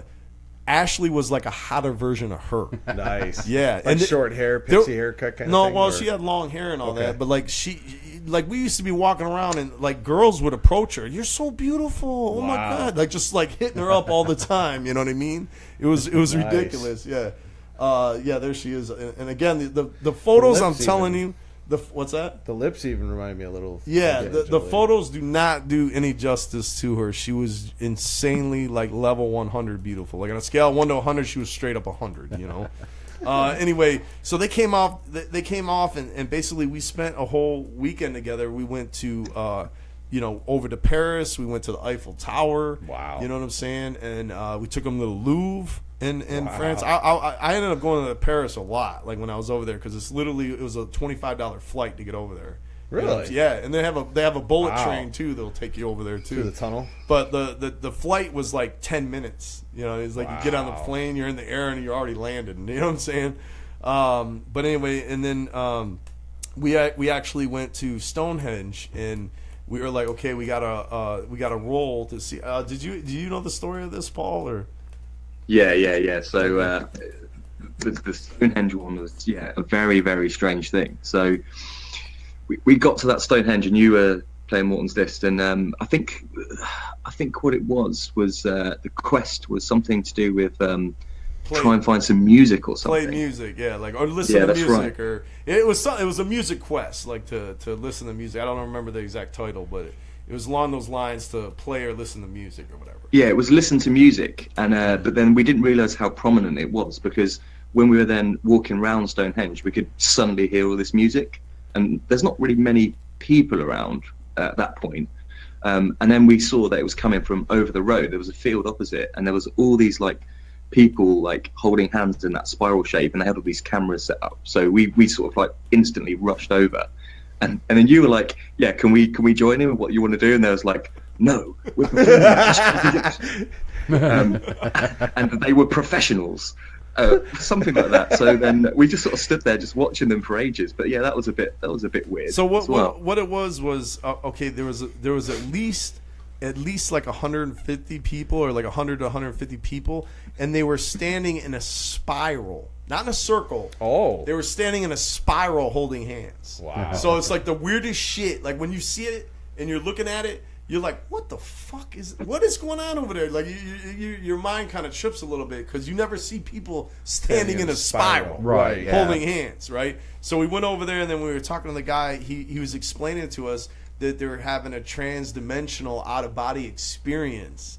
That, you know, they're all these people that are here, they come here like once every like 10 years or whatever. Whoa. Because it's like all the stars are aligned, everything's it's just like the nexus of power is happening right here. And we just happen to be playing Morton's List and roll that quest about music.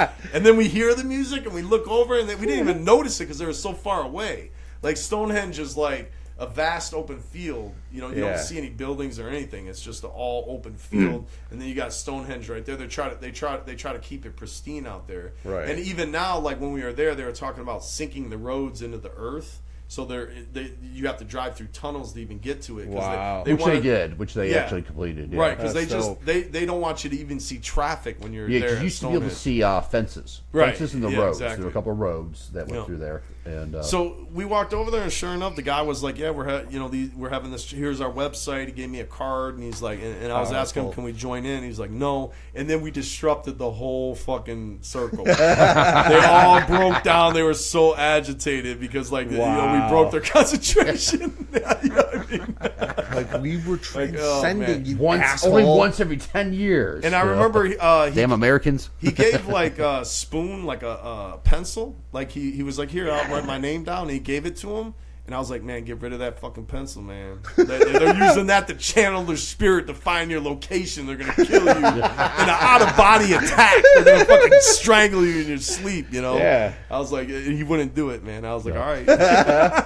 You know. Now, but anyway, I remember because in the early days, before Rob, I think before you went over there officially, but Brian was there, and I was doing stuff with the guys back at the office here while Brian was over there.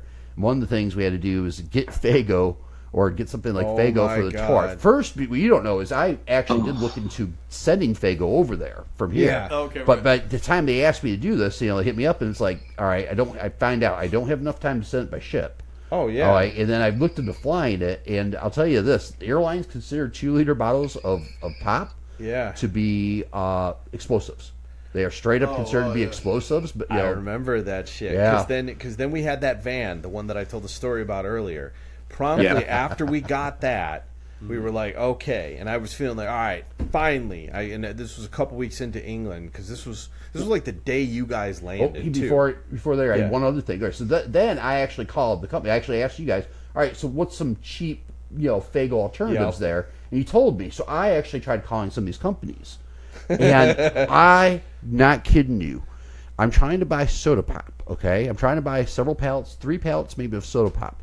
I was getting the third degree from the companies because they're like, why are you calling from America? Why do you want this pop for? What, I'm like, I want to buy soda pop. I have a warehouse. Right. I want to buy soda pop.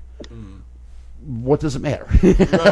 Why am I getting the third degree? I mean, is there an end user license I don't know about? It's soda pop. And I couldn't do it. They wouldn't let me do it. We ended up having to.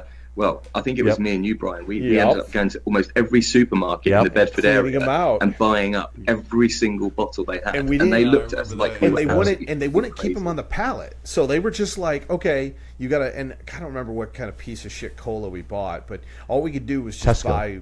Tesco Value Diet. Tesco. Yeah. I remember. We just sat there, and because they wouldn't be cooperative, we basically just literally went to the shelves and literally cleaned out their shelves. They have those racks where the bottles slide down, you pick one up and another bottle slides down. We just sat there and did that until every single bottle was off the shelf systematically. Loaded them into 3 shopping carts, loaded them into that van that I was talking about earlier. That van was literally, because we didn't have any good way to stack them or anything, so it was just fucking 200 spare 2-liter bottles just laying there in this van. The other one that I always think about when I think of Steve Extra, we had to test that the pop wouldn't burn your eyes. Oh yeah. So because we were like, so I got this Tesco pop, and Steve and I'm like, okay, I need somebody to take Tesco pop in the face, pretending it's Faygo, because we can't burn people's eyes with this, but we'll try one of yours. Which had happened in Australia. That's actually why Billy asked me to have you guys do that. Oh, that would make sense, because I remember that Australian tour wasn't too far. Right. They had the Australia tour, and at one of the venues, someone decided to get one of the citrus flavored colas. So, and it was burning people's eyes. I forgot about that. And you told me, hey, make sure it doesn't burn their eyes. Right. I was like, okay. So then Steve Extra, I'm like, okay, Steve. Come here, Steve. Yeah. I was like, all right, Steve, are you ready? And he was like, yeah. And then I immediately, not 1, 2, 3, I just immediately blasted him in the face with a 2-liter. And he's just like, ah! And I'm like, are you okay? And he's like, yeah. I mean, that's why I blasted him again. And he was like, ah! Oh, that got me, and I was like, But you know what? I think that Tesco Value stuff actually did the job pretty well. It was pretty explosive. It did. Right. Okay. It was quality, and it was a bitch to get all together. And then if I remember right, I think somehow Tom managed to get hold of Tesco and get something for the northern part of the tour. I think I actually talked to one of the promoters at one of the things, because that was what we should have done in the first place.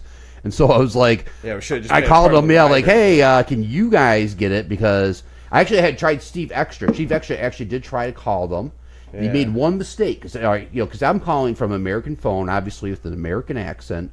They're not, listening to me at all. I'm like, they're suspicious of why I want to buy 3 pallets of soda. So I had Steve Extra try to call them, okay? Right. And we were willing to pay full retail. It's not like I'm asking for wholesale. We weren't asking for wholesale. We were willing to pay full retail price. And Steve Extra, but he told him what it was for. I told him not to, but because he's the honest Englishman. He was too honest. Too honest, and he told them what it was for, and of course they were like, hell no. Yeah, I mean, bear in mind, it's like... Hell no, you're not using that. Because, it's like, look, we could just go to any Tesco and clean out your shelves. We did this twice this week. Don't you think we could just go do it again? We'd just like to make it more convenient. Yeah. You'll get money out of it. How's that sound? They get full retail, like money? Right. And we were going to pay shipping. I'm like, it's. I guess it goes back to what you were saying, Rob. It's that difference because, here, we're just like, Money, you say? Right. Okay, sold. There it's like, wait, what am I being involved in? You're not involved in anything. It's also like if you clean them out, then they're going to piss off the rest of their customers because they can't get it. You know what I mean? There's that too. Yeah. Yeah, There is it's that like too. they're not. Yeah, like it's just a different way of It is. thinking and Yeah. a different way of life, and it's I found it to be very pleasant. You know what I mean? yeah. Like don't stress work. Like Americans live to work. You live Yeah. to work. Over there, they work to live. You know what I mean? They're just working to a get by less and stressful pay life. the bills. It really is. It's like it's like it's wonderful. Like There's I miss it. I miss being over there. There's a trade-off. Yeah. I mean, because the difference is, the cars are small, the yards are small. Yeah, the people houses are small. close together. The People people are small. are smaller, as in not Yeah. as fat. Like there's Oh, yeah. there's very little obesity There's over there. definitely not as much. You know what I'm saying? Like, it's yeah, just like- it's a. I mean, And for the bulk of them, I would say getting material possessions isn't as important over in England, Yeah. right, as it is here. it happens. We say it's but it's not the same. Yeah, it's a few people, but it's not a lot of people, in my opinion. What do you think, Paul? Yeah, I'd agree with that. I think, it's just, although we're so similar in many ways, there's just those chasms in culture Sure. between Brits and Americans. But, it's one of those things. But you're right. It's sometimes, you've got to just slow things down, and we like to just slow everything down. We're kind of generally quite relaxed people. And I think it works pretty well for us. But that's not to say we don't get intense when we need to. We'll school it like when we have to. Oh, but yeah. we can pace ourselves. I think we're good at pacing Yeah. ourselves. Football. And there's tea. You always have to have a tea. There's tea. The thing I realized after living biscuits. in England, Don't forget biscuits. and biscuits, crumpets, is that if you've seen the Lord of the Rings movies, because you're a dork like I am, the hobbits, they're British. I mean, Oh, of not course. like just the thing, but I mean that's what it is. Like somebody like Tolkien was like, I'm going to make these cultures, and when he thought about the hobbits, he thought, I'm going to take all of the chill aspects of being English and personify them into these short little. Just so you people know, with it's bare actually feet. pronounced Tolkien. Tolkien. You're not a proper dork. Not enough. Tom outdorked me. Anyway,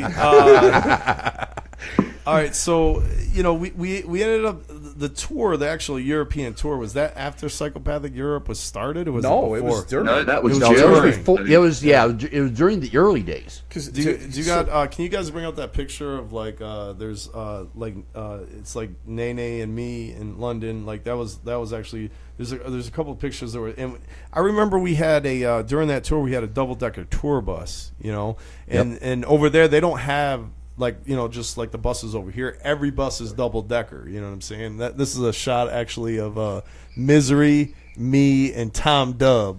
Actually, on tour during that Psychopathic tour, yeah. Tom Dubb. Tom Dubb, who's infamous for he started Magic. Was it?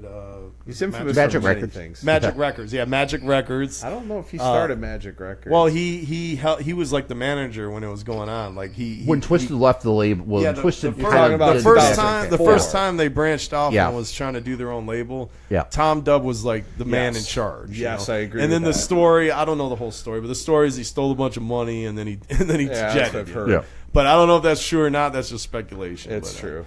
That's what I've heard from. That was the those 1998 tour, though, Rob. 1998. Oh, okay. Yeah, there you go. Because I was gonna say, like, I didn't think Nene was out there at that time. Yeah, so that's what I'm saying. Like that was from even before. But yeah, okay. that kind of like popped off. That tour popped off, and then the talk started. Hey, we could do this over Yeah. there. Because there was some crowds there.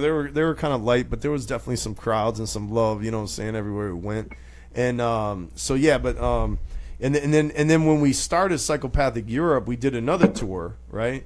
So it was actually 2 tours, if I'm not if I'm not mistaken. That's correct. Yeah, and then we came back during the Psychopathic Europe days, and we did another tour, and then that's when Joe actually stayed after the tour ended. He actually stayed for a little Because while he thought it was dope. No, it was about a week. Oh, okay. All I mean, right. it was crazy times we were going through, but Yeah. it was about a week, and he was kind of like, he kind of wanted to be part of it. Yeah, you like know? wanted to help out and do Yeah. whatever he could. You know what I'm saying? Yeah. type of Well, that was thing. the infamous Pizza Hut at the conference table Yep. right. element there. Because me and Joe went to Pizza Hut to pick up that pizza, and we all sat down and ate that there. But I remember at that. one point at that, like, you were all staying in the square. I think there was you, Brian, I think, as Yeah, I was well. there.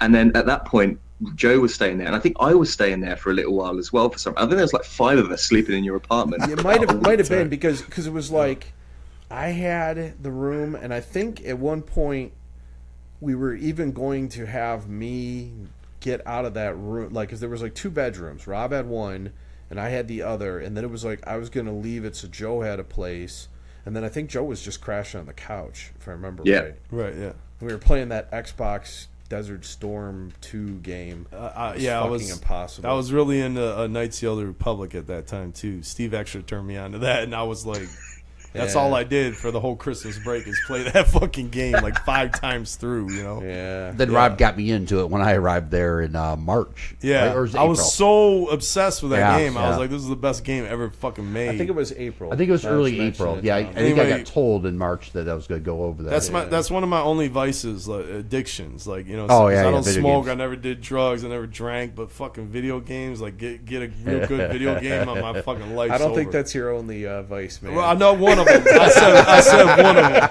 but like, you know, I don't have many serious vices, but I consider that sure. I consider that a serious vice for sure.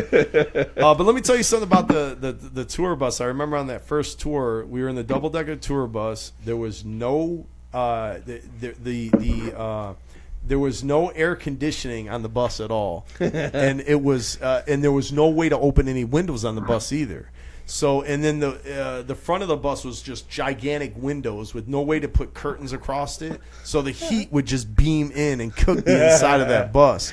Nice. And I remember, like, we were on that bus and just, like, miserable and, like, complaining a lot, you know, just Americans, like, just, like, everything's wrong and just all bitchy or whatever. And then it just all popped off. Like, it was the last, we had one more show to go, and we were driving to that show, and it must have been 100 degrees in the bus. And we're just on the bus, like, enduring it, you know what I'm saying? Like not knowing enough to go to the bus driver and be like, we need another bus, you know? I don't even know if that was possible, but we were driving down the road, and it started in this huge brawl in the middle of the bus. Like, literally everybody, like, Twisted was there, Misery, everybody. And we literally, people were getting, because, like, to go from the first floor to the second floor, you had to go up a spiral stairwell. People were getting tossed down the stairwell. all the curtains on all the bunks got ripped off. All the mattresses got pulled out and shredded. You know what I'm saying? And all the pillows, too, were completely busted open. There was feathers everywhere, and people were getting punched, tossed, and kicked. It was straight up like a real fight, but not a real fight. You know what I'm saying? Yeah. But it was intense. Like, you were getting punched in the face and the gut, and you were just, like, ripping everything. And the whole bus was just rocking, like, back and forth as it was going down the road. And the tour bus driver, to his credit, he never stopped. He just kept going. I mean, it lasted for at least like 20 minutes straight. You know what I mean? And we got there, and you know, I was the U.S. road manager, and so we got there, and the guy was all calm. We got off the bus. It was completely fucking destroyed, like beyond belief, destroyed. Let's just say there was windows at that point that were open. You know what I mean? And letting some cool air in. And you know, the bus driver just came up to me and he said, "All right, well, you know, we did the show, actually," and then he came up to me and he's like, "Well, I'm not taking you to the airport till you pay for these damages," but he was really nice about it. You know what I mean? He was completely nice about it. I was like, "Yeah, that's fair. How much we owe you?" You know what I mean? And we just paid it, and we were on our way. You know what I'm saying? It was good to go. But yeah, it was like, you know, it just reached its breaking point. Now, when I went over there, because I went over, like, I helped you guys be liaison, you know, here at the office occasionally, well, for you, but then I didn't go over there, and, you know, it got told in March of 2004. And that was actually the first time I went out of the country. So I actually had to get a rushed passport because I didn't have a passport. Yeah. So we did expedited passport, which the company paid for. So it was great. Yeah. And so with this brand spanking new passport, like, not even cracked open, I went there, got there early, you know, to British Airways, and they were really nice. They were like, "Oh, this is your first time traveling abroad?" I'm like, yep, and brand new passport, and I got there early. "Oh, look, we'll upgrade you for free to business class, you know, just for free, you know, just, hey, you know, here, welcome aboard, welcome to go to England, you know, and stuff." So I enjoyed it. Then Rob snuck up on me in the airport. I remember that when I arrived in London. I'm looking around for him, and I mean, you think a guy who's 6'4", you know, I could spot, but you know, but it was a pretty busy airport. But I remember getting there, and Paul, do you remember this? was like, all right, I had that mattress on that futon bed, and I'm Yes. like, all right, I was supposed to be there for like 3.5 months, and I'm like, there's no way I'm going to live here for 3.5 months with this crappy mattress. I hated it. So I actually went out Easter Monday. So almost all businesses are closed except for a few shops and stuff, a few pubs, and we weren't working because there's nothing really we could really do because everything was closed. And so I went out shopping, and I actually went out, bought a mattress, and had it delivered the very next day. Do you remember the reaction of all the English people that we knew over there?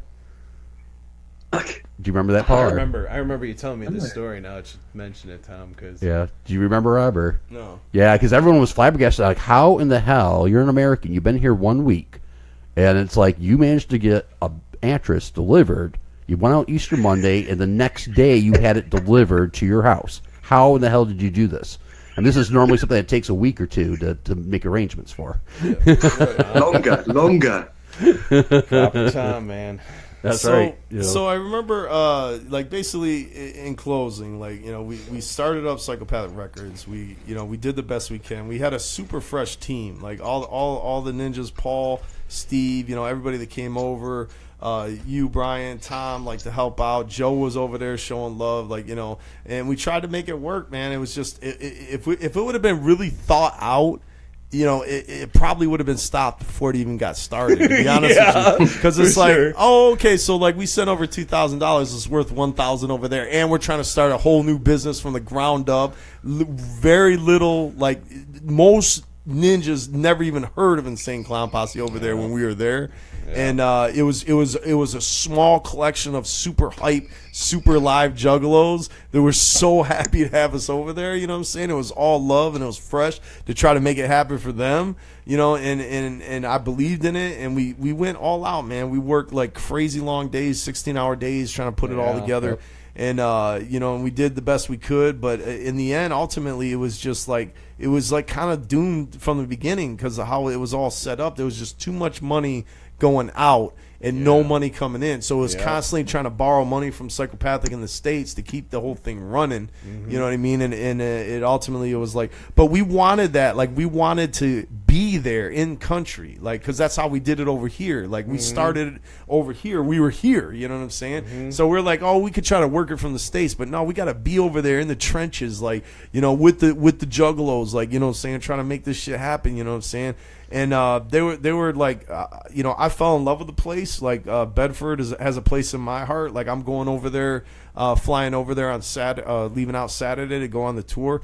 And basically, Paul's gonna pick me up, and we're going to go to Bedford. We're gonna see the apartment. We're gonna see the office. You got to go to that Chinese place. Yeah, it's still there, man. It's a Chinese place God, in the that square. place. Square. Yeah, and Is it still there? But it's still there. yeah. Fuck yeah. Eating Right. there. Dude, because I remember there were times, because we would go out to lunch. At the time, Psychopathic had this tradition of going out and getting lunch, and everybody at the office was getting lunch. It was a paid lunch. And I don't remember if we were doing that there or not. Maybe we were. But whatever the case, there were times where I was curious about that Chinese shop. And I was like, and it was only open for 1 hour a day. Like, I was like, what the fuck? And so I was like, I started manipulating your schedule the first couple times so that it was like, oh, we can't work on this. Why don't we just go to lunch right now? And I was just like, I have a place, because I was I was so curious. I wanted to see what that place was about, and I ate there at least every other day. I believe it, because Like, that place at was least a that. bomb. I mean, it was like straight up, like, it was so fucking good. It was like, forbidden Chinese food don't because it was understand. only open for 1 hour. I mean, it was exclusive. like 10 times as good as the Chinese food over here for sure. And I don't even remember what was so damn good about it. 13 years, 14 Jesus Christ, You 14 can't- years yeah, later. you can't I don't even- remember what was so good about it. You but can't even put a I just it's don't not no remember. specific thing you can say. It's just it was fucking super It was good. delicious. It was like you it was know? savory Yeah. or something. I don't know, but it was just fucking good. I mean, I've ate there like I've eaten there like twice in the same day. You know what I mean? That's how good it was. I'm like, I'm going right. You're playing back, yourself, man. You're Yeah. playing yourself. You eat there twice in a day. Well, you got to go back there. I want to tell a story about this entertaining story I found entertaining was when we were over there on the tour, the second Psychopathic tour, Twisted was there and all that, and we came down from we had the night off, like we didn't have a show, so we came down from our hotel and we saw that there was like some sort of like carnival looking event going on. We went over there and there's all these bikes and they're basically doing this big loop around the city, and I was asking around, and so they were people would pick a bike, and then every time they did a loop, which would be like 5 miles or wherever it was, they would donate X amount of money. You know what I'm saying? So so it was this big thing to raise charity, and all the bikes were decked out and lights and carnival and decorations and shit. And we were down there, and I went up to order some food, and I ordered some burger and fries, and this guy's next to me. He's all friendly. He's like, "Hey mate, you want some of my fries?" And I'm like, no, you know what I mean? Like, you know what I mean? Because I'm like, again, I wasn't used to the niceness, you know what I'm saying? And it was really nice, he's just seeing me order fries. I got to wait for my fries. He's just trying to give me some fries. He's not, you're right. He's not trying to, chips. He's not trying to hook up with me or anything. He's just being nice, you know what I mean? But in my American mind, I don't know. I think he was trying to hook up with him. Like, I'm on guard, right? I love that's where his mind went. Yeah. So then Paul comes in and he orders some fries. You know what I'm saying? For him and Jamie, and from Twisted, Paul from Twisted, and he's got the 2 fries in his hand. There's a cup in each hand of these fries, and he's standing there like waiting on the rest of us to go back up to the hotel. And as he's standing, this guy, all jolly, comes jogging up next to him with no shirt on, kind of crazy hair, having a good time, and he just digs into his fries, like he takes a big chunk of his fries and he starts chumping them. He's like, "Cheers, mate!" Like all happy. And Paul just did this look, man. He just looked over like, "What the fuck?" You know what I mean? He's just looking at him like he's gonna drop the fries and start attacking him or something. He didn't know what to do, And so I went up to the guy because I saw the tension, like shit was about to pop off or something. And I was just trying to explain to him. He's like, "What did I do something wrong?" And I'm like, "Man, in America, you dig into somebody's food like that, you get killed." You know what I'm saying? Like that's a huge insult. But it's just everybody's having a good time, being friendly. So the longer you're over there, the more your guard came down, and you start to relax, and you're enjoying life a little bit more. And sure, like Paul was saying, there's some thuggery over there for real. You know what I'm saying? There's some heart, especially in London. It exists. It exists. I'll take your word for it, I guess. Right? Because I just have a hard time imagining it. But when you're over there, everywhere you go, doors being open for you. Yeah. People courteous. Like you got a heavy load, they're picking it up. Shit you know ain't what I'm saying? locked. Yeah, it's like you just you just can walk around and be like, "Hey, I'll just walk in this house." Like you're with your girl, you don't have to feel threatened. Like like when you're with a beautiful girl in the States, you're on guard because someone might say something stupid or do something stupid. You know what I'm saying? And next thing you know, you got a defender. You know what I mean? But when you're over there, you're relaxed. Nobody's saying shit. You know what I'm saying? It's like it's just really cool, man. So. And it was cool experience, like seeing all the juggalos that were over there, you know what I mean, and trying to do it for them. And I felt one of the reasons it was so crushing when we left, when it all fell apart, which all came down to that one call to Alex, and I was like, "You got to make the call, man. It's gonna be about another year of like losing money, which we can do, and I think we can turn it around and start building it like we did in the States, or we could just pull the plug on it, And Alex made the call to pull the plug on it, and it was crushing because of the all the juggalos that were there at the time, like all the juggalos that come out to the show, all the juggalos that came out to the Bollocks Bash, you know what I'm saying, like letting them all down because they were so excited that we were there, you know what I'm saying, like schooling it.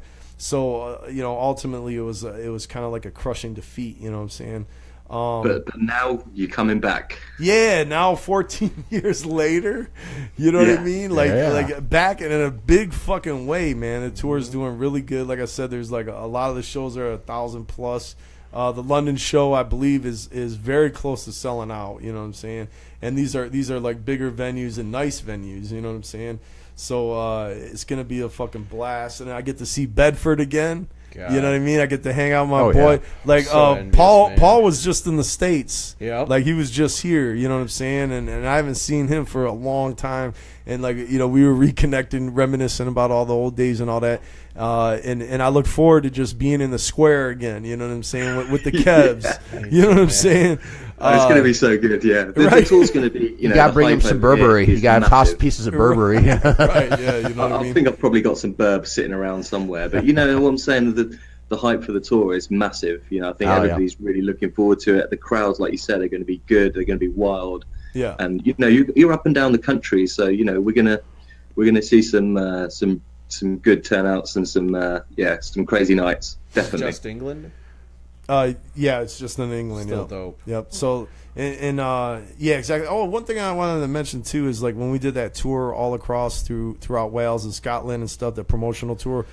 Yeah, I remember seeing that castle. It was a straight up castle in the middle of a fucking city. I think it was in Wales or whatever. Dope. And it was just like right downtown, like surrounded by buildings and shit, and just this authentic ancient castle right there. I thought that was dope as fuck. Well, it's because it's And- an old country, you know. They got castles. Right, from exactly. Way back when. The last thing that I personally did, there was a building in Bedford. It was an old abandoned warehouse that was probably about like 2 city blocks long. Like it was one of the biggest buildings I've ever seen.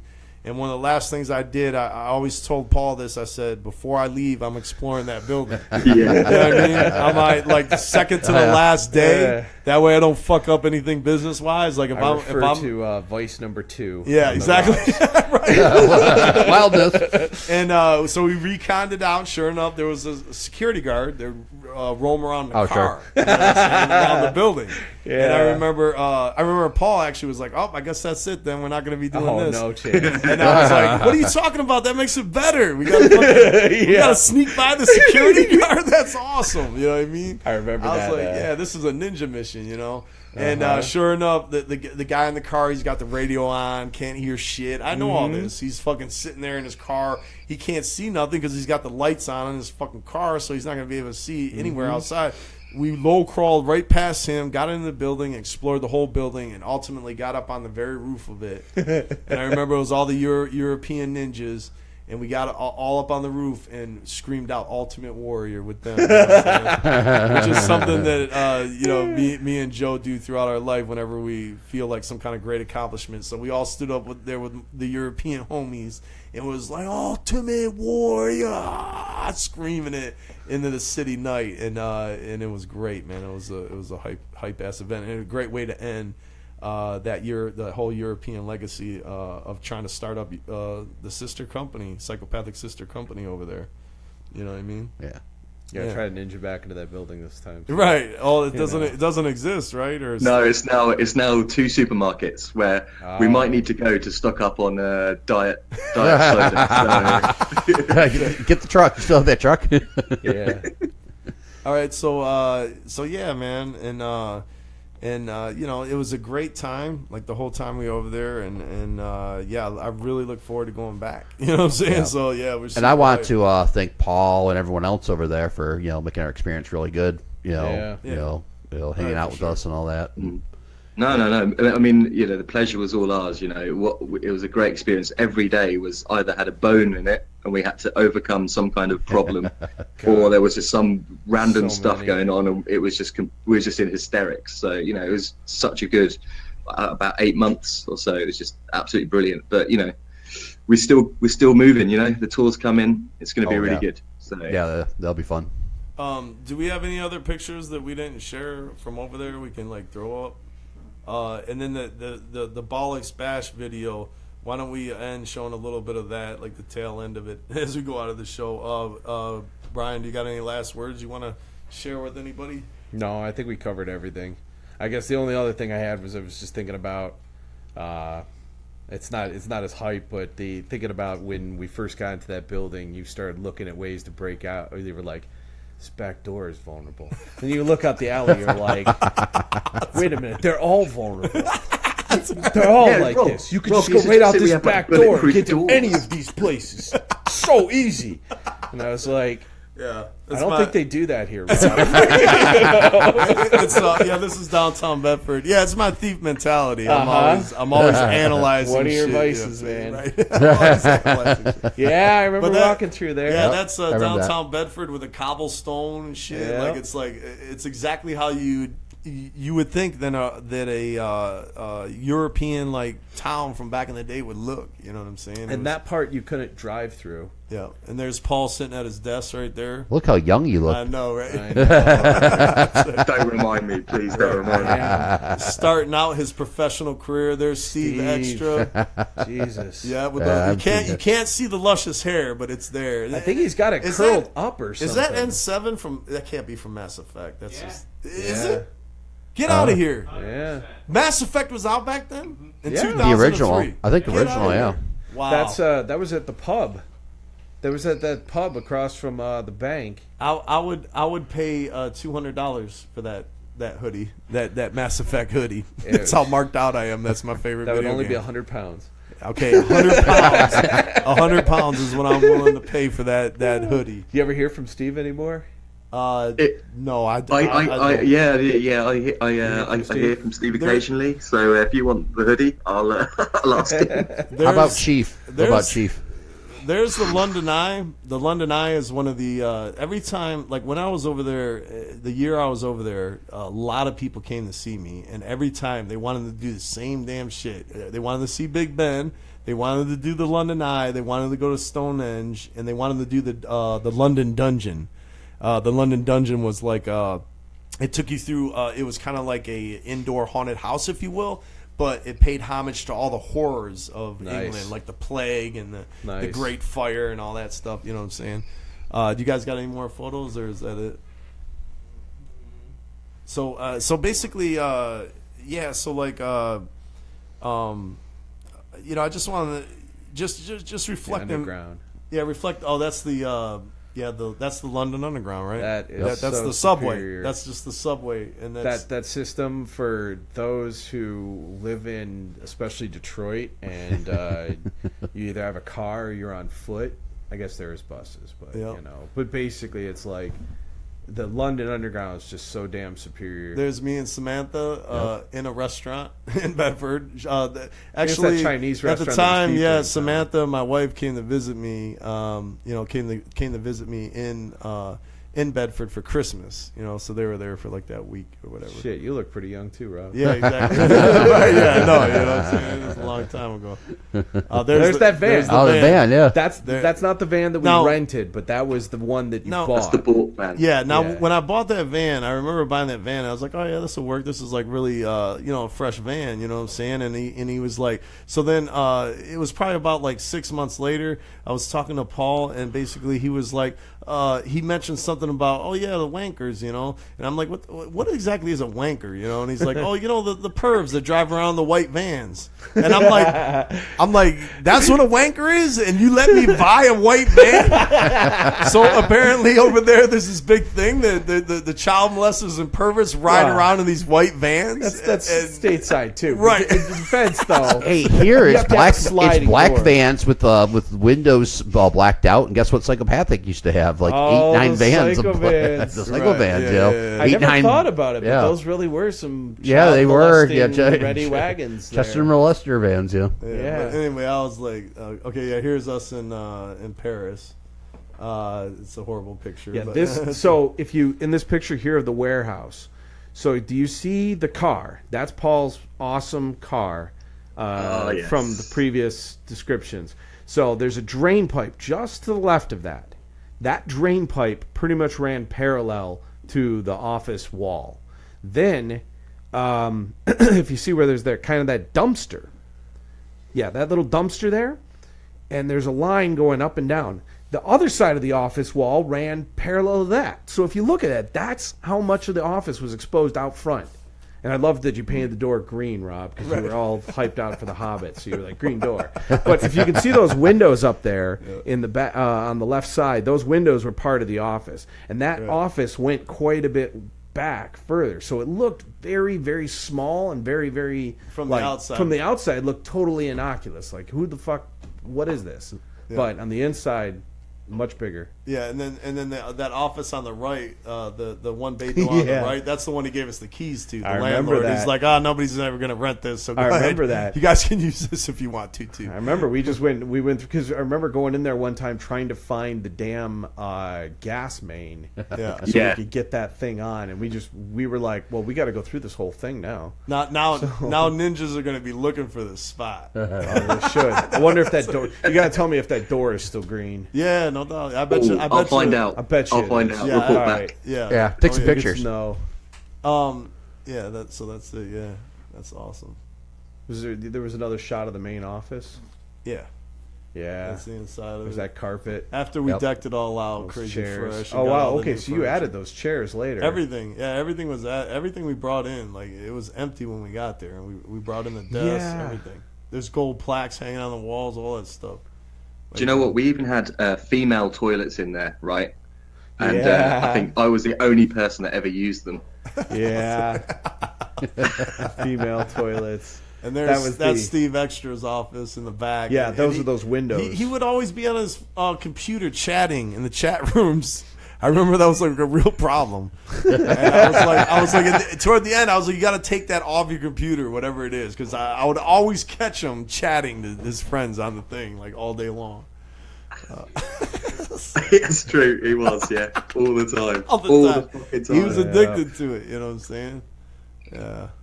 God, his office was so 1980s with all that wood paneling. Oh, it's terrible. I remember It was too. part of the office. Because at first it was like.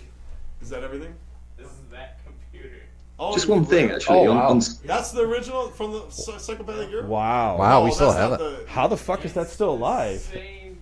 I mean, it's gotta be. We've had it for 10 years here, and it Right. looks exactly. So you actually got Steve's computer. Well, Actually, check it out. It might have some stuff from me on there because I use that computer. there's one way you could tell, because I learned this. It has to do with the keyboard. No, it's the same model. So the weird thing is that the British keyboards they speak English, right? Yeah. but the Yeah, keyboards, I think it's for English. no good fucking reason, the keyboards are just slightly different. Like if you hold down Shift and you go to press 2, it doesn't make an @ symbol in England. Nah, it's a speech mark symbol. It was just And just again- enough different to be annoying. Again, they would be annoyed by our computers. They were. They were. Because for the It's same reason. way. It's just whatever you're used to, you know what I'm saying? Yep. All right, so we're good to go. That's it? All right. All right, so as we go out, let's play a little bit of more of the Bollocks Bash. Maybe put it in the middle somewhere. It's very old school footage from way back in the day. We appreciate everybody from coming out. Paul, you got any final words? No, not really. I think, it was just a great time, and it's really good to share it with you guys. It was great seeing you before, and, I'll be seeing you on Sunday. So, just want to give a thanks to you guys. And, just what a time. What a time. Mm-hmm. Yeah, and I look forward to seeing you here in a few days. All crazy. Yeah, man. Yeah. It brought me a lot All of right. karma to see you the other Get day. some sleep. Paul, so. I know it's getting pretty late there. All right, so you It's about guys. 3 in the morning. All right, so for all the ninjas, all the juggalos are going to be out there in the UK coming out to the tour. We look forward to seeing y'all. Definitely, we are heading out this Saturday to fly over there, and the first show's in Leeds. And Whoa. from there we just take on the whole UK, man. Leeds. With the Brian Spray knows the all UK about Leeds. tour. Oh, I got to see a proper football. And out we there. not only do we got Mushroom Head and Death Blooms, which are from from England. We also Ouija, Light, and Big Hoodoo have been added to the tour. So it's cool. It's gonna be a full on rocking out psychopathic event to the fullest. That's sweet. You know what I'm saying? All right. So until then, man, y'all take care. Mad love and respect. And I want to thank all you guys for coming out and being a part of the show Thanks for having tonight. us out. Oh, it's You know what I'm shit. saying? I'm glad it worked out. Yeah, hell yeah. Yeah, man. All right, Paul, great seeing you again. All right, Yeah, good peace seeing out. you, Paul. Take care. Right, all right, whoop whoop. Whoop, whoop. Rejoice in the new year. Bust me out. Cheers, everybody. Cheers, brother. Have a good night, yeah. Enjoy the night. Get drunk, get married. Give it up, boys. Thank you. ones who contend, stepping upon my path with inferior exterior. Don't make me laugh. I'm like Daredevil and Bruce Banner willing to war, cause you wouldn't want to mess me and you find some other things, tactics and some that we apply to the carnival, so check nuts. I'm the jack of many trades, who says the old days, laughing in the hallways, fuck the bitches anyway, wonder what they're doing today. Most of the bitches probably broke, homeless, tricked out, or underpaid. How the pendulum laughs, swing now and cry tomorrow, in exchange for the happiness of all. Time will ball, and again unfold a better life, casting corrupt souls deeper in the shadows of night. I heard you wanna know about me, where I'm at and who I be, and why they call me Jump Steady. He's just a ninja from the carnival grounds, with so much flavor that it will taste of your mouth. I heard you wanna know about me, where I'm at and who I be, and why they call me Jump Steady. He's just a ninja from the carnival grounds, with so much flavor that it stay. Jump Steady. Take off for the whores on the golf floor. Left us in the desert, never told us what for. Some thought they would be heroes, not their destinies were bound. But fields of bloody corpses, all we ever found. While we fought in the wars, what a lot of people said. Our parents prayed every night that their sons were dead. Took mommy's little boy, left him in a foreign land. So you fight for your country, you better be a man. Better watch yourself, kid, and do the best you can. Cause one wrong move can get dead where you stand. We finally get home, another war's going on. Some are saying that we're right, while others say we're wrong. And you turn around talking, coming out cast with a bitter hate and a pain for the past. No one understood my feelings of confusion. Said I was a fool, was living in illusion. Thinking of society and how I must adjust. Dreaming of my buddy who was blown in the dust. Got a chip on my shoulder that weighs about a ton, cause I seen too much killing for the age of 21. You say steady, jump, steady, jump, steady. When I say jump, you say steady, jump, steady, jump, steady. When I say jump, y'all say steady, jump, steady, jump, steady. When I say jump, y'all say steady, jump, steady, jump, steady. Give it up for yourselves.